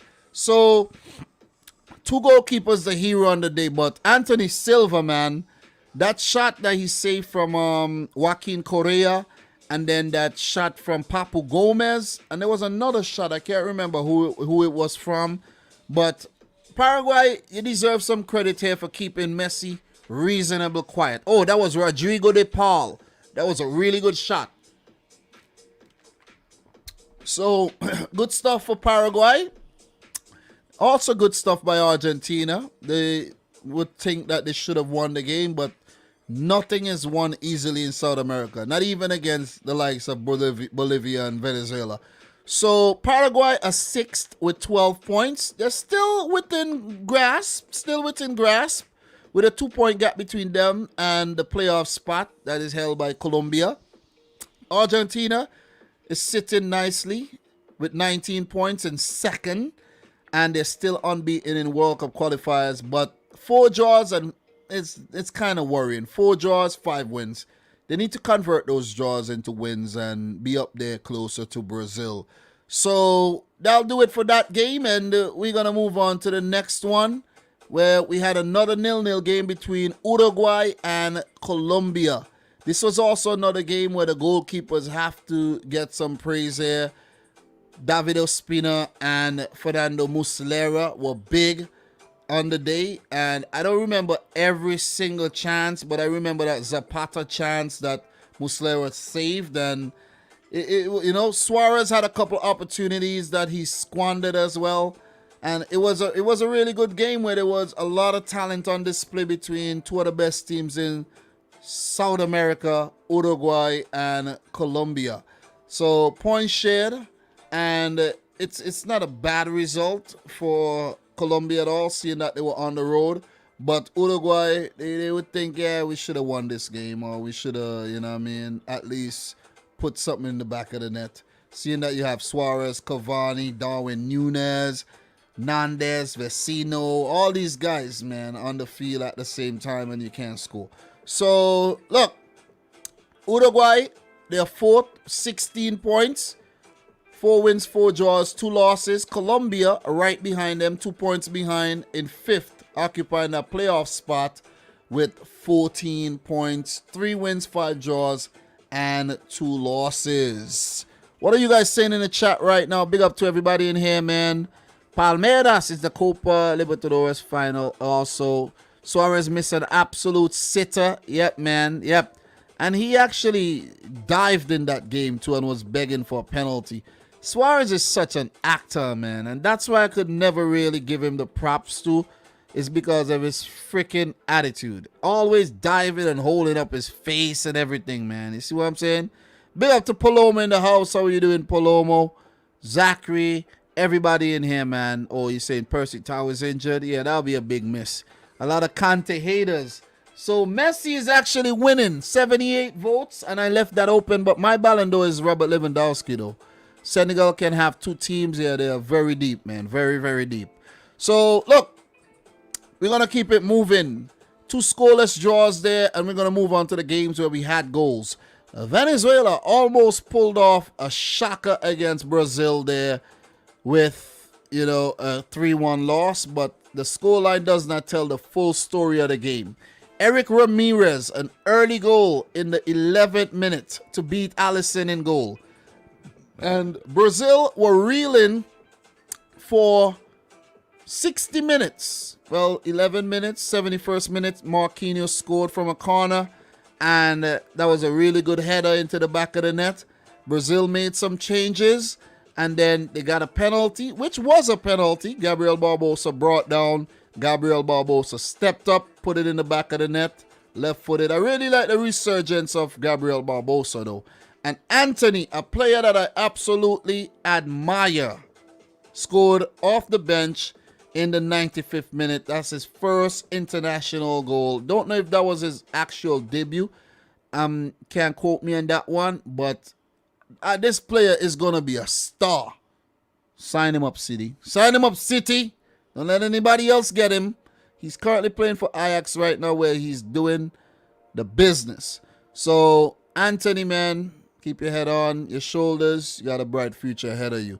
Brazil with the great escape to pick up a 3-1 win and stay unbeaten in the group even without Neymar. You know what I'm saying?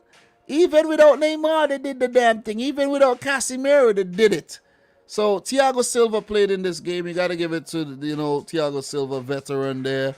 And it was a hard-fought win. Paqueta, I could remember, had a chance. I think Paqueta had hit the post, if I'm not mistaken. And Brazil had to grind this one out.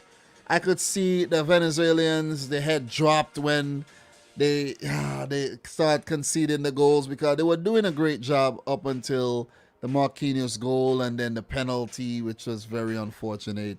So Brazil on top the table, perfect. 9 games, 9 wins, 27 points. Brazil could actually, I think they might be able to qualify the next game. If they win the next game, they will be able to qualify, you know, I think. Because right now, Chile has 7 points. They should qualify, but I don't think mathematically they will be in the clear just yet. But we'll find out, though. We're not gonna get too deep into that. Let's not do that to ourselves. So, good win for Brazil. I expected that, and they almost bottled. They almost not bottled. They almost blew it. Bottle and blew is 2 different things. Bottle is when Venezuela, you could say they bottled it, but Brazil almost blew it. Ecuador 3, Bolivia 0.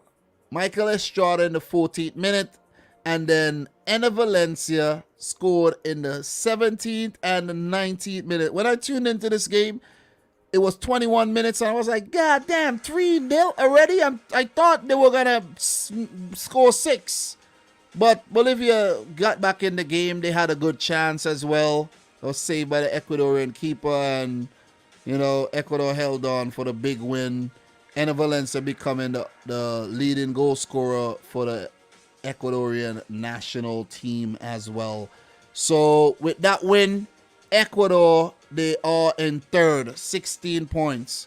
8 games to go, Ecuador. 8. All you need to do is just, take that pragmatic approach. 11 points. 11 points from 8 games. Ecuador, you're telling me you can't get about 11 points. I think about 11 points does it. Okay, if you check last time around, that's what did it. That's what did it for CONMEBOL. 11 points, Ecuador. And you got it. Not 10, about 12. Let's say 12. Let's say 12. 8 games, Ecuador? 8 games? They gotta be able to get at least 12 points. Ecuador could be going to the World Cup. But this is South America we're talking about. It's very difficult. Big up to Moses Caicedo with an assist for one of those goals as well. The man is a gem. So we're going to move on to the final game. Peru 2, Chile 0. I feel bad for this team, man. I got to put it out. I got to say that.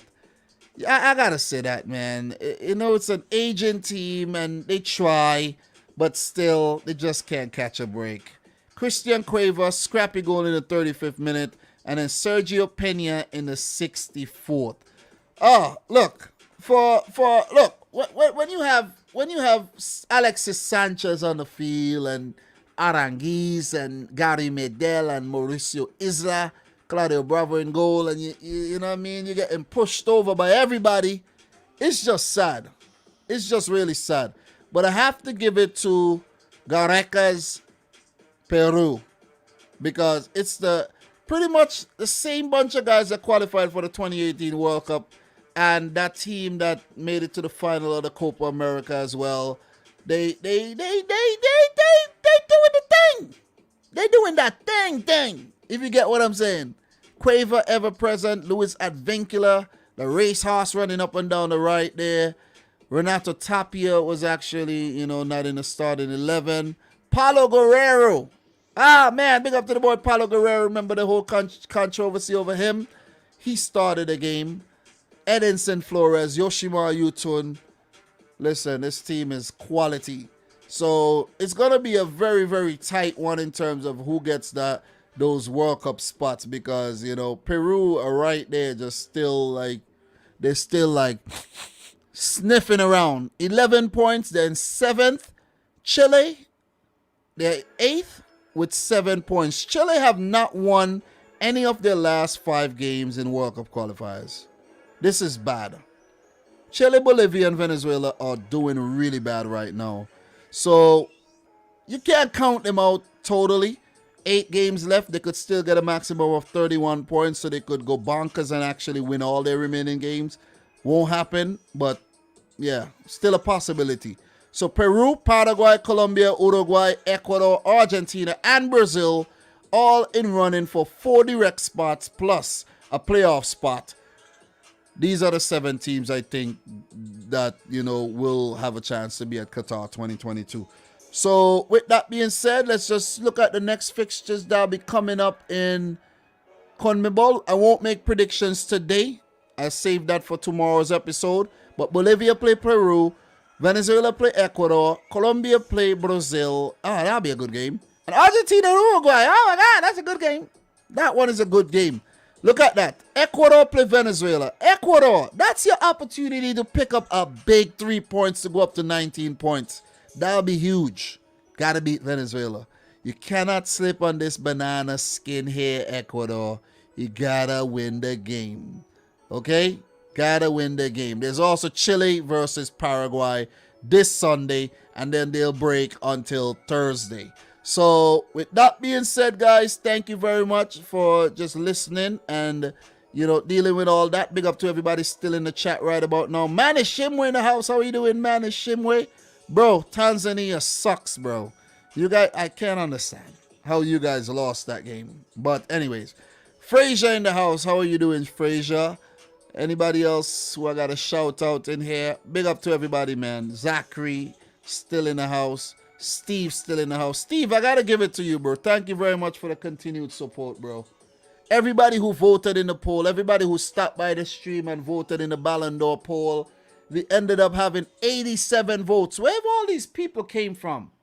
They come in, they vote, they don't like the video. Like the video if you haven't yet liked the video, guys. Smash up the thumbs up button. Why are we not on 75 likes yet? Come on. Big up Metro Blue. How are you doing? Smash up the thumbs up button, guys. Let's go. Smash it up. Okay? And we're going to move on. We're going to move on and we're going to move on to AFC. Let's go. Let's go. I have a lot to go through still. I want to at least cover AFC Concacaf right now. Let's go, man. Oh man. I'm strapped for time. 11:33. I got about half hour left because my wife usually hits me up at 12 these days and says she's ready. I'm ready, Dom. Come pick me up. Come and pick me up, husband. So let's go. Thursday, October the 7th. Let's run through these games. It won't take forever. Definitely won't take forever. And yeah, we don't even have to talk about the other games that's coming up in Asia. But look, let us talk. Okay, and we're going to start from Group A and then get into Group B. Korea Republic 2, Syria 1. This is a game I actually saw. Got to give it to Korea Republic here for that late winner. Hwang In-beom in the 48th minute, Omar Kabin in the 84th, and Sun Hung-min from a free kick headed down in space. Sun smashes it into the back of the net after Omar Kabin's heroics. Syria thought they had a point, but they ended up getting none. I did talk about this game before, so I won't linger too much. And Korea Republic, of course, dominated the game with shots, possession, everything. And they now have 7 points after 3 games, second in the table behind Iran. Remember, first and second qualify directly to the World Cup. The other teams, well, they get something. The third place team will go into the playoffs, and then the winner will go into the intercontinental playoff against a team from another confederation. So Iran and South Korea currently running away with this group. Iran on 9 points, South Korea 7 points in second. The UAE third with 2 points after 3 games. Lebanon 2 points after 3 as well. Iraq the same in fifth. And Syria with a solitary point. Doesn't look like they're going to repeat their heroics from the 2018 World Cup campaign where they did make it to the AFC playoffs. So well played, South Korea, Paulo Bento and his boys. Hard luck to Syria. So with that being said, we're going to move on to the next match. Iraq 0, Lebanon 0. Not much more to add on that one. I will not actually add anything on that one.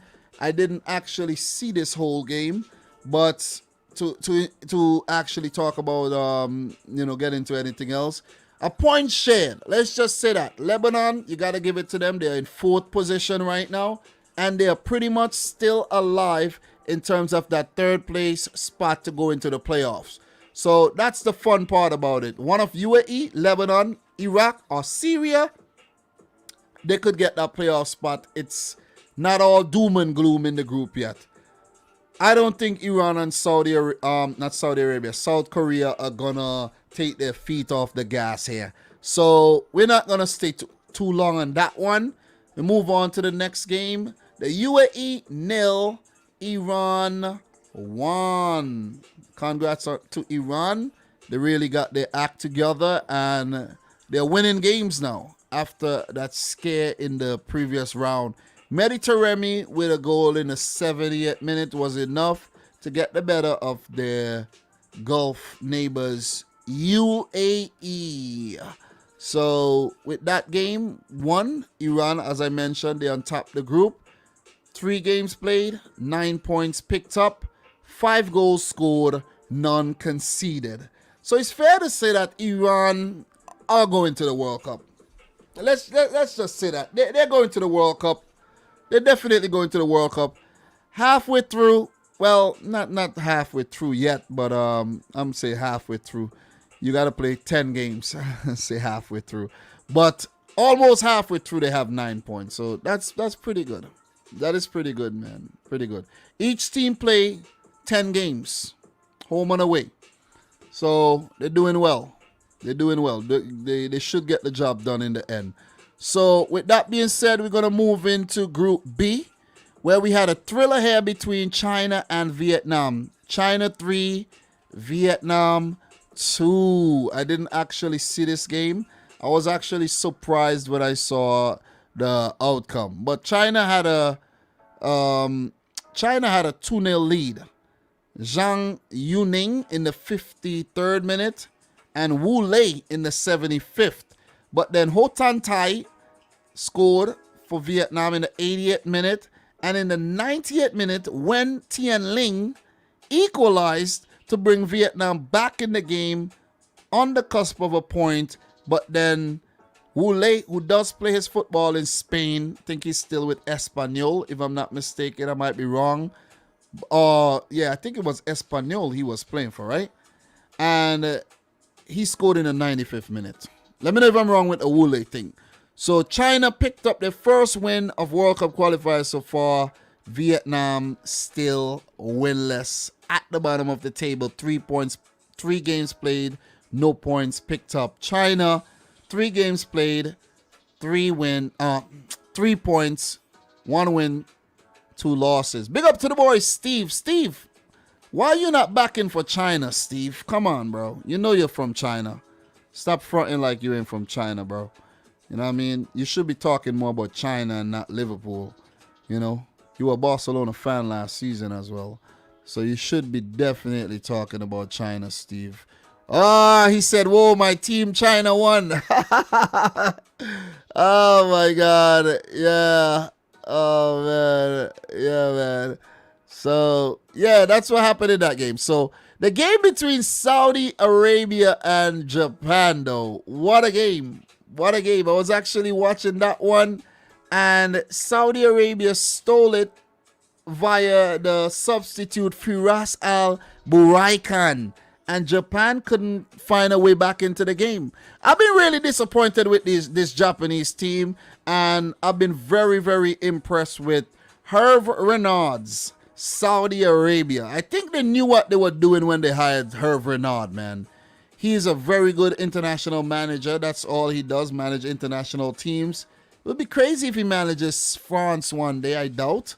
But he was in Africa for some time, and now he's managing Saudi Arabia and doing the damn business. 3 games, 3 wins. Saudi Arabia and Australia running away with Group B, while Japan are struggling hard. Japan have the same points as Oman and China. That's how hard Japan is struggling. With a loss to Oman and now a loss to Saudi Arabia, they would have to actually depend on their form against the Eastern teams in China and Japan, Vietnam, to actually get ahead of the other teams in the group. So, look, 7 games left to play. We don't know what Australia and Saudi Arabia might do on the way if they get hiccups and Japan are able to catch up. But it's going to be very interesting, man. Seriously. Japan, Moriyasu and his team got to get their act together. And they have to do it quick. But let's say Japan go into the playoff, guys. They're going to meet one of the UAE, Lebanon, Syria, and who's the other team there in that thing? Or Iraq. Yeah. They don't play too well against these these Gulf teams, these Arab teams. So I don't know, man. Japan, I don't know, man. You guys need to pull up your socks and get your act together. And the last game here in Group B, Australia, who currently holds the record for the most consecutive World Cup qualifiers wins with 11 wins.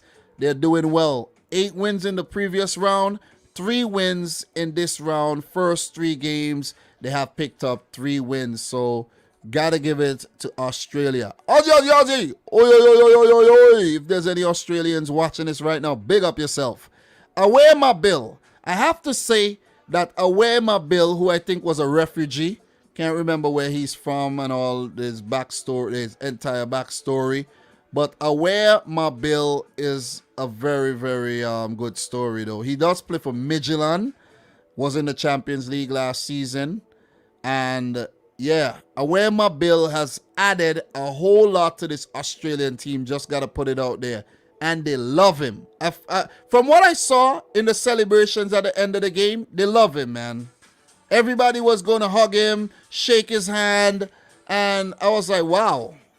I like that. I hope it's genuine. You see what I'm saying? Aware My Bill. The only black man playing for Australia. Just want to put it out there right now. There might be a few others who made appearances here and there, but sporadic. But Aware My Bill has really stamped his place into this Australian team. Scored in the 9th minute, Martin Boyle in the 49th, and Mitchell Duke in the 89th. But Almandar Alawari did score in the 28th minute to equalize, but Australia, they ran away with it. And I'm afraid to say that they might qualify directly at Japan's expense. And, Saudi Arabia as well have been doing well in this group. And with that being said, let's just go down to the groups really quick. But before we do, well played Australia. They're second in the group with, they're on top of the group, as I should say, with 9 points with a better goal difference than Saudi Arabia. First and second do qualify for the World Cup. Let's just go down, take a look at the groups right now so you guys can see what's going on. Iran on top their group with 9 points. Korea Republic second with 7. And 3 teams tied on 2 points with UAE, Lebanon, Iraq, Syria with 1 point. And they're not out of it yet. That's the crazy thing. They're not out of it yet. So, look, let's go to the other group where we have Australia on top. Come on, thingy. Australia on top, 9 points. Saudi Arabia second, 9 points. And they have a 6-point gap between themselves and Japan. So they'll really need to mess up to allow Japan to catch up to them. You see what I'm saying? They really, really need to mess things up. Let's say both Australia and Saudi Arabia, like, they pick up a couple draws and Japan keep winning, then yeah, that's the only way. Oman are 4th with 3 points. China 5th with 3 points. Vietnam at the bottom without a point. Like most of us predicted Vietnam to come in last in this group. So in terms of the next games in October, only 2 matches played in World Cup qualifiers in Asia for each team. Japan will play Australia. This is a huge game. Japan has a huge October. If they lose both games, it's a wrap for them in terms of direct qualification. Iran against South Korea. Oh my God, this is good. This is good. These games are watchable. Saudi Arabia versus China. Saudi Arabia should win that game. Oman versus Vietnam. Yeah, Oman. Yeah, this is going to be an interesting game. Syria versus Lebanon. And the UAE versus Iraq.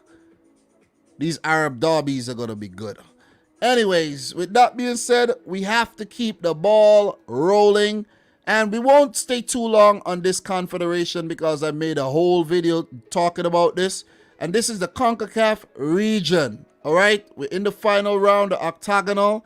We had games yesterday, and we will be going through these games and just touch on the games coming up on Sunday as well.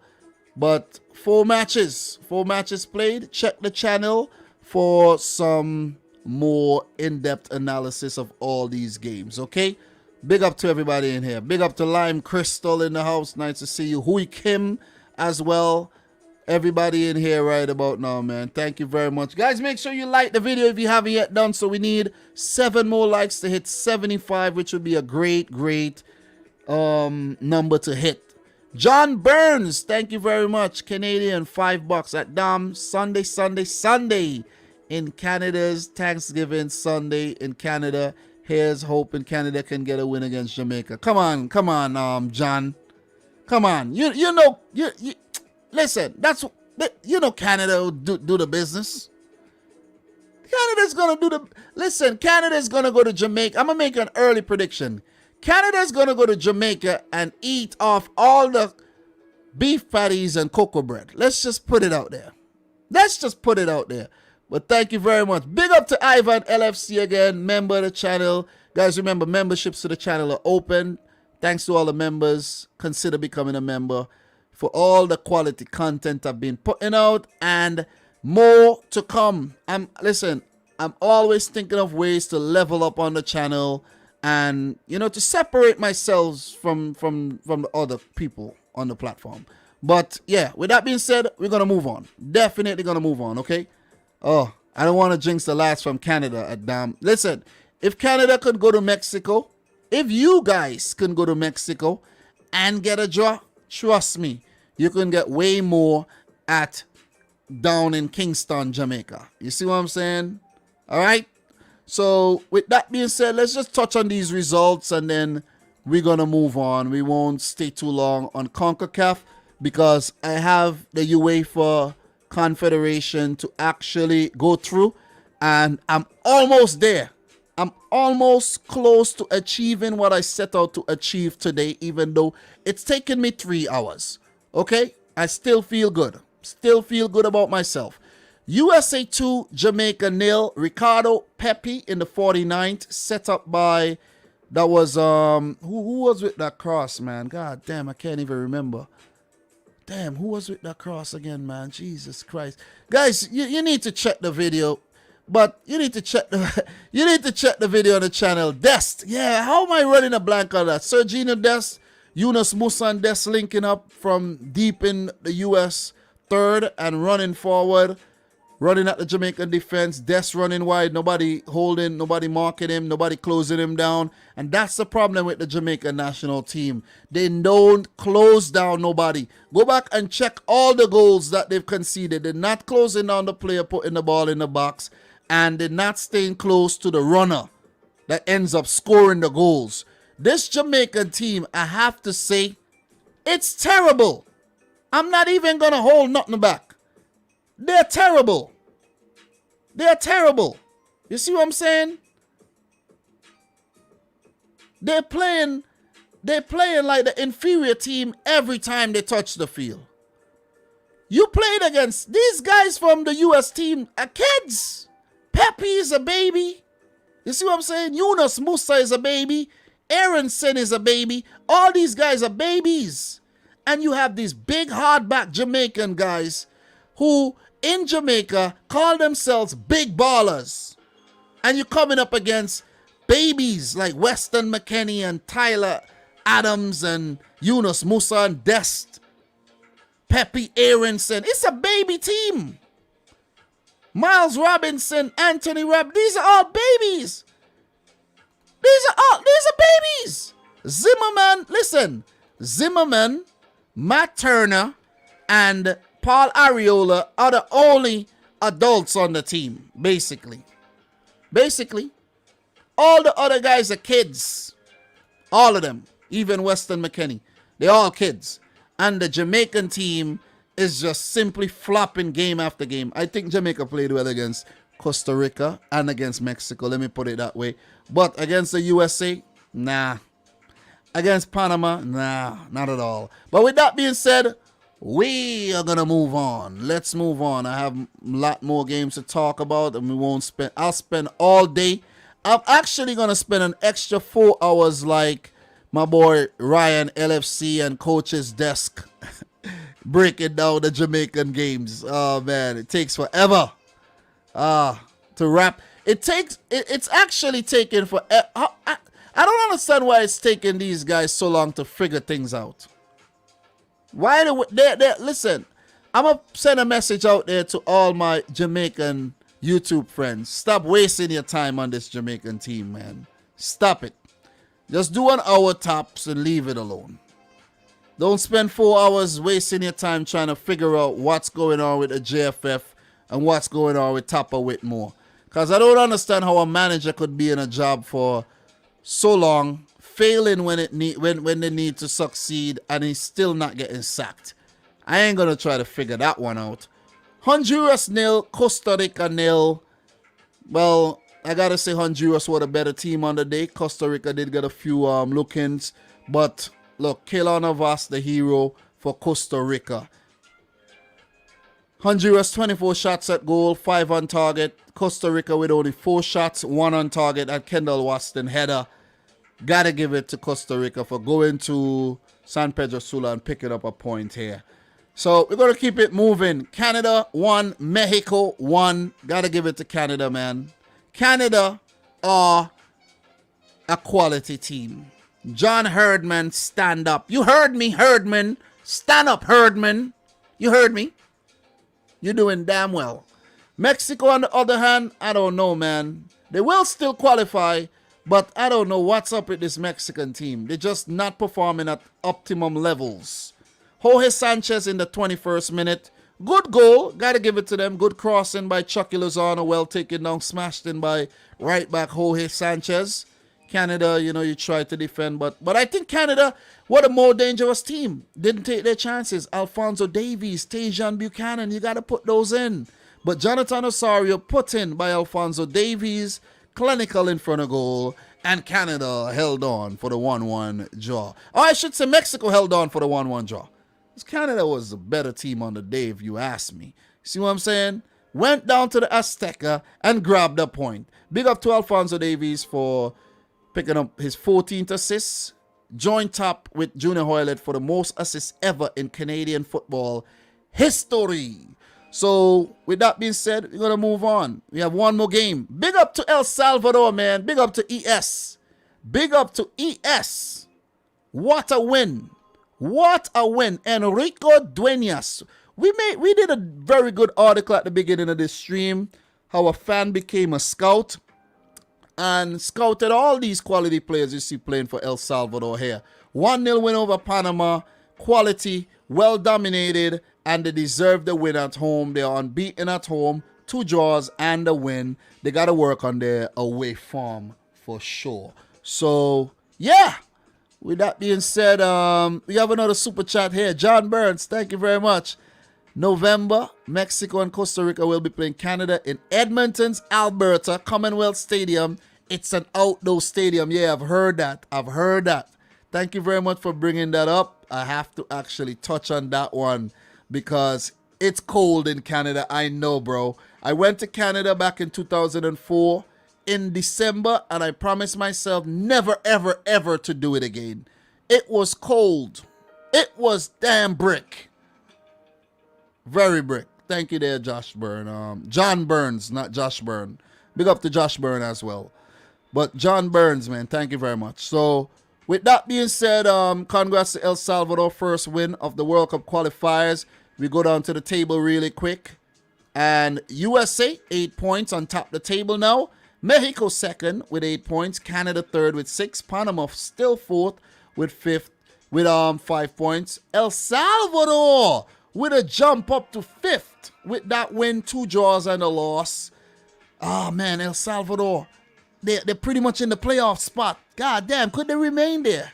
Could Hugo Perez and his boys do it?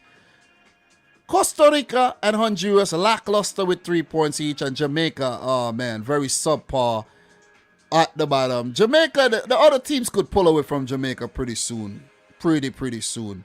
So, in terms of the next fixture here, we have games coming up on Sunday. Jamaica will host Canada. Panama will host the USA. Costa Rica will host El Salvador. And Mexico will host Honduras. And with that being said, we have one more confederation to touch on. I won't waste no time.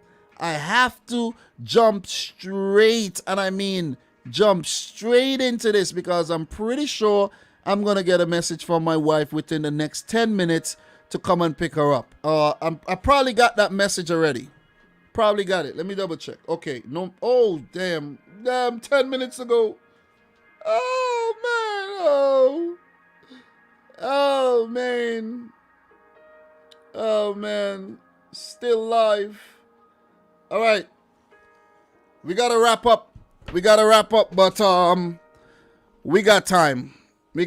We won't spend long on the UEFA fixtures anyways, but let's just touch these UEFA fixtures really quick and give predictions for the tomorrow games as well.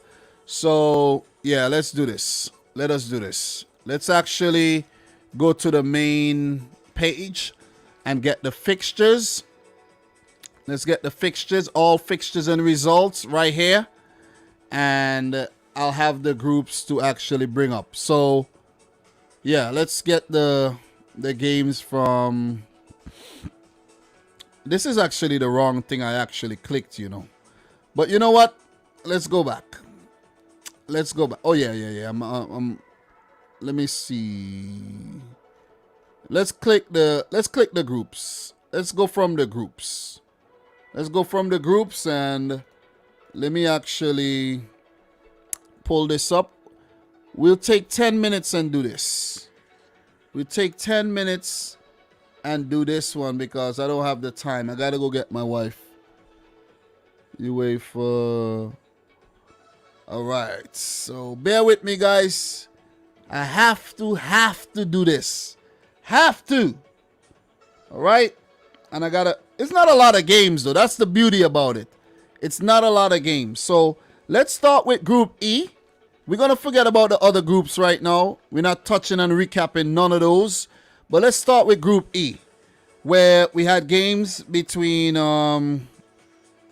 Czech Republic and Wales, Estonia and Belarus. Belgium was not involved because they're still in the Nations League stuff. So Belgium on top of the group with 16 points. Czech Republic second with 8. Wales third with 8. Estonia now has 4 points. And Belarus at the bottom with 3 points. Take a look at the results of today's games. And we'll see that Wales and Czech Republic played to a 2-2 draw, while Estonia beat Belarus 2-0. So in the game between Wales and the Czech Republic, hosted by the Czech Republic, Aaron Ramsey in the 36th minute, Jacob Pesek in the 38th minute, own goal by Danny Ward. Oh my God. OMG, what an own goal. Mike, did you see that own goal? That was absolutely laughable. That reminded me of the Unai Simon own goal, man. Or the Haitian goalkeeper own goal. Duverger, I think his name is. Can't ever forget his name. But that own goal was horrible. A back pass to Danny Ward. And he tried to control it. Bam, in the back of the net. So, funny stuff. Funny stuff. And it may have cost Wales, a win there. But, yeah, they did bounce back to Dan James in the 69th minute to pick up a point here. The thing about Wales, let's just go back quickly and just briefly talk about this group. Both the Czech Republic and Wales will benefit from the UEFA Nations League backdoor if they come in third. So the Czech Republic is in the playoff spot right now. Wales also in a playoff spot, but via the Nations League. Estonia and Belarus, I don't think these teams stand a chance and they will be out. Belgium could actually qualify for the World Cup if results, go according to plan. Well, let's say, there's 8 games, every team. Every team plays 8 games. And, well, actually, whoa! Belgium actually qualified. Belgium actually have qualified for the World Cup. Well, no. Wales could still catch them. Yeah, I got a little excited there. I was like, oh man, I can't believe I missed it. Yeah, 1 point. 1 point. Wales could get 17. Yeah, so the next match day, Belgium definitely, I think, will qualify. Maybe not.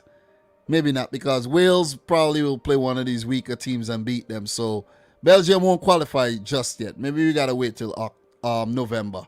So that's it for Group E. We're going to move on to Group G. We got to run through this group. Netherlands on top of the group with 16 points after a 1-0 win to Latvia, courtesy of a goal by Davy Klaassen, set up by Memphis Depay. 16 points there. So don't really need to go too deep into that game. Well, I didn't actually touch on the Estonia-Belarus. Eric Shoga in the 57th and Sergei Zenyov in the 93rd minute. There was some scrappy goals, by the way. Yeah.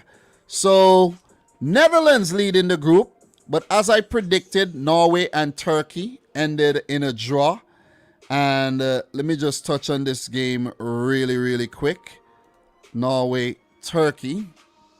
And in this game, Mohamed Aktürk Koglu scored in the 6th minute and Christian Tortsveld in the 41st minute for Norway to bag a point even without Erling Haaland in the team. And Norway stays second in the playoff spot. Turkey a third. Montenegro a fourth. They actually picked up a win against Gibraltar. Let's go down to this game right now, this group, so you could see the results of the day. Netherlands 1, Latvia 0, Montenegro 3, Gibraltar 0, Turkey 1, Norway 1. In terms of the Montenegro-Gibraltar game, in that game, Adam Mursic in the 7th minute, and then Fastos Beshi Rai in the 44th and 68th minute to give Montenegro a win to keep their hopes alive. Remember, they have never qualified for the World Cup, and they could make their debut still, but they have to keep picking up these wins and hope that both Norway and Turkey slip up. So this group is still very much alive. 3 matches left for each team, and the Netherlands leading the charge to get back to the World Cup after missing the 2018 event. Norway, Turkey, Montenegro fight for that playoff spot. Gibraltar out officially. Latvia, they should also be out officially as well. So we're going to move on. We have 2 more groups. Let's talk about Group H here. Let's go down to Group H, where we have Croatia on top of the table, and they are in a very, very stiff race with Russia. Both teams won on the day, and they both have 16 points, pulling away from Slovenia, Slovakia, Malta, and Cyprus. Let's just look at the results of the day really quick and touch on this. So I didn't actually watch any of these games, not even a Croatian game, but Croatia did run away with it late in the match there. So Slovenia 4, Malta 0, Croatia 3, Cyprus 0, Russia 1, Slovakia 0. So just for details, in the Russian game, Milan Skriniar with an own goal in the 24th minute. Deadly ball put into the box. Skriniar tried his best to clear it, but inadvertently putting it into his own net and probably doomed Slovakia there. I don't think they'll qualify for the World Cup. I don't think they have enough in them at all. Croatia 3, Cyprus 0. Ivan Perisic, really good run down the left. You know those runs he make, put in behind, and scored in the 47th minute, well, 2nd minute of the first half, extra time. And then Jaško Vardial and Marko Livaja scored tap-ins in the 80th and the 92nd minute to keep Hrvatska on top the table. In terms of the other game in the group here, Slovenia completely destroyed Malta. Josip Ilicic in the 27th and 60th minute. Andraž Šporar in the 49th. And Benjamin Šeško with a tap-in, a header, pretty much, in the 67th minute of the game. So that's how Group H looks right about now. And Croatia and Russia are fighting for that direct spot. Come on, boy. Behave yourself. Daddy got to wrap up. So let's see how this one ends. Let's take a look at the fixtures. And there's a particular fixture here. Let me see. Croatia versus Russia on the final match day. That'll be the decider. So let's go down to the final group that we got to touch on today and then make some predictions and call it a day. Group J. Germany, almost there. 7 games, 18 points with a win today against, stop distracting me. Romania, 2-1. We're going to get into that. Iceland and Armenia drew 1-1, while North Macedonia smashed Liechtenstein to go second on goal difference in the group. So North Macedonia, 12 points. Armenia, 12 points. Romania, 10 points. Iceland pretty much out of it. Liechtenstein out of it. So the playoff spot is up for grabs between Romania, Armenia, and North Macedonia. And I like that North Macedonia and Armenia are still in the running for one of these spots. I hope one of them get it. Sorry, Romanians.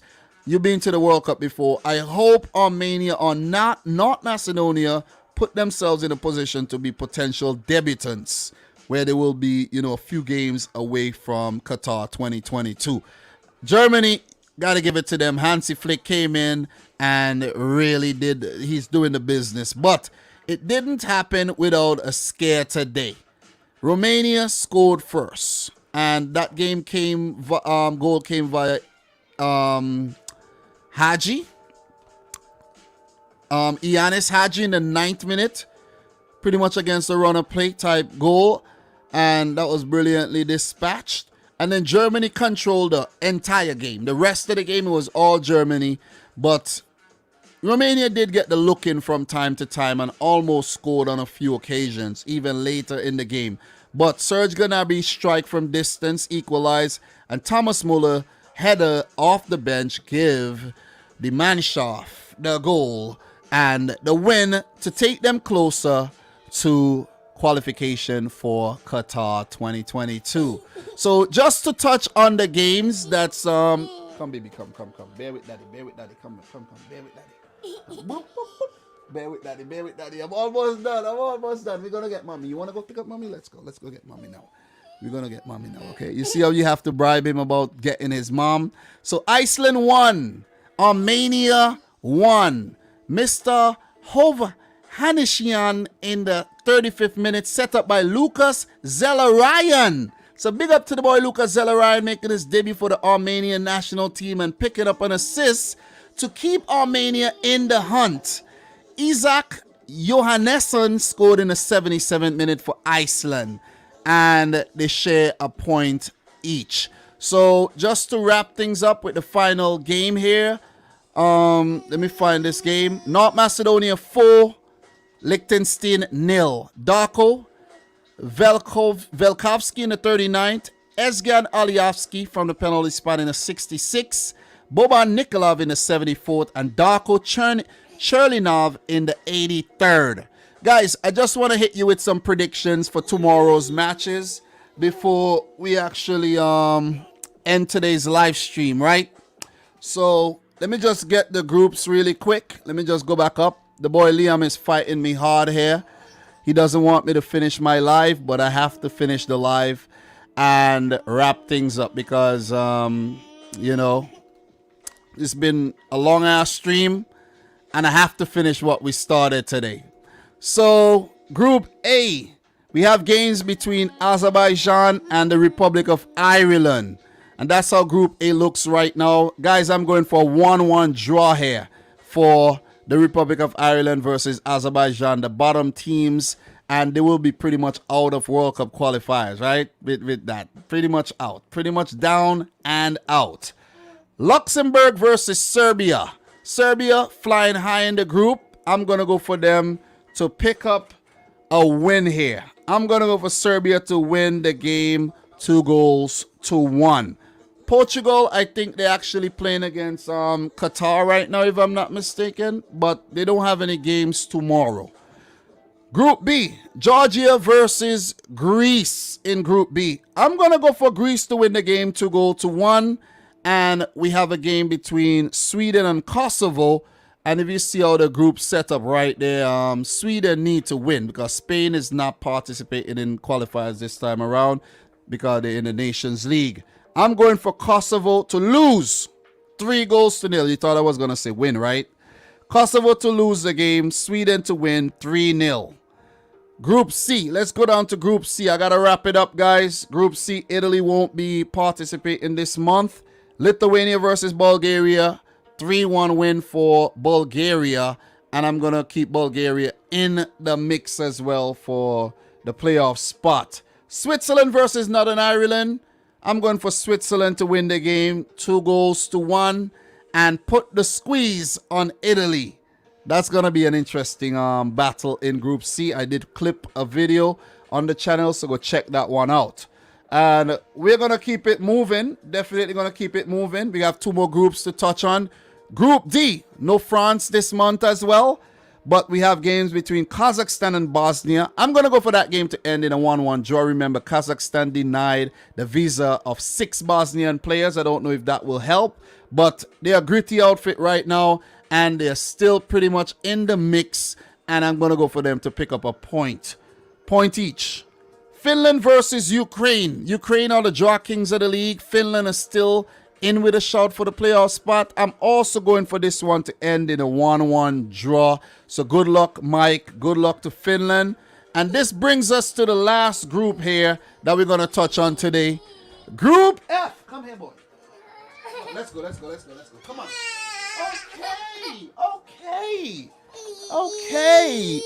Okay, here's daddy phone. You want daddy phone? Sorry there, guys. Sorry there. Yeah, here's daddy phone. Here's Here. Here. Here. You want daddy phone? One more group, you know. One more group. One more group. There you go.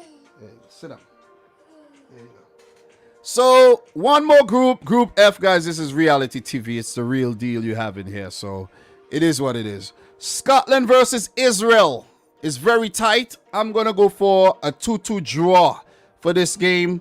Faroe Islands versus Austria. Austria to win the game 3-1. And Denmark versus Moldova. Denmark to remain perfect in the group and win the game 4-1. And if that happens, it means that Denmark would go up to 21 points. Scotland would go up to 12 with 3 matches remaining. They would be able to catch them still, but with Denmark's superior goal difference, I think Denmark will qualify for the World Cup. So we'll talk more tomorrow, though.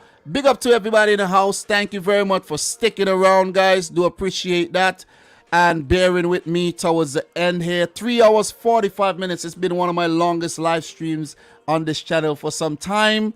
I gotta go pick up the wife. I'm already late, and my son is here. You know, he's ready to go. So from your boy Dom, I'd like to say thanks for watching. Boy!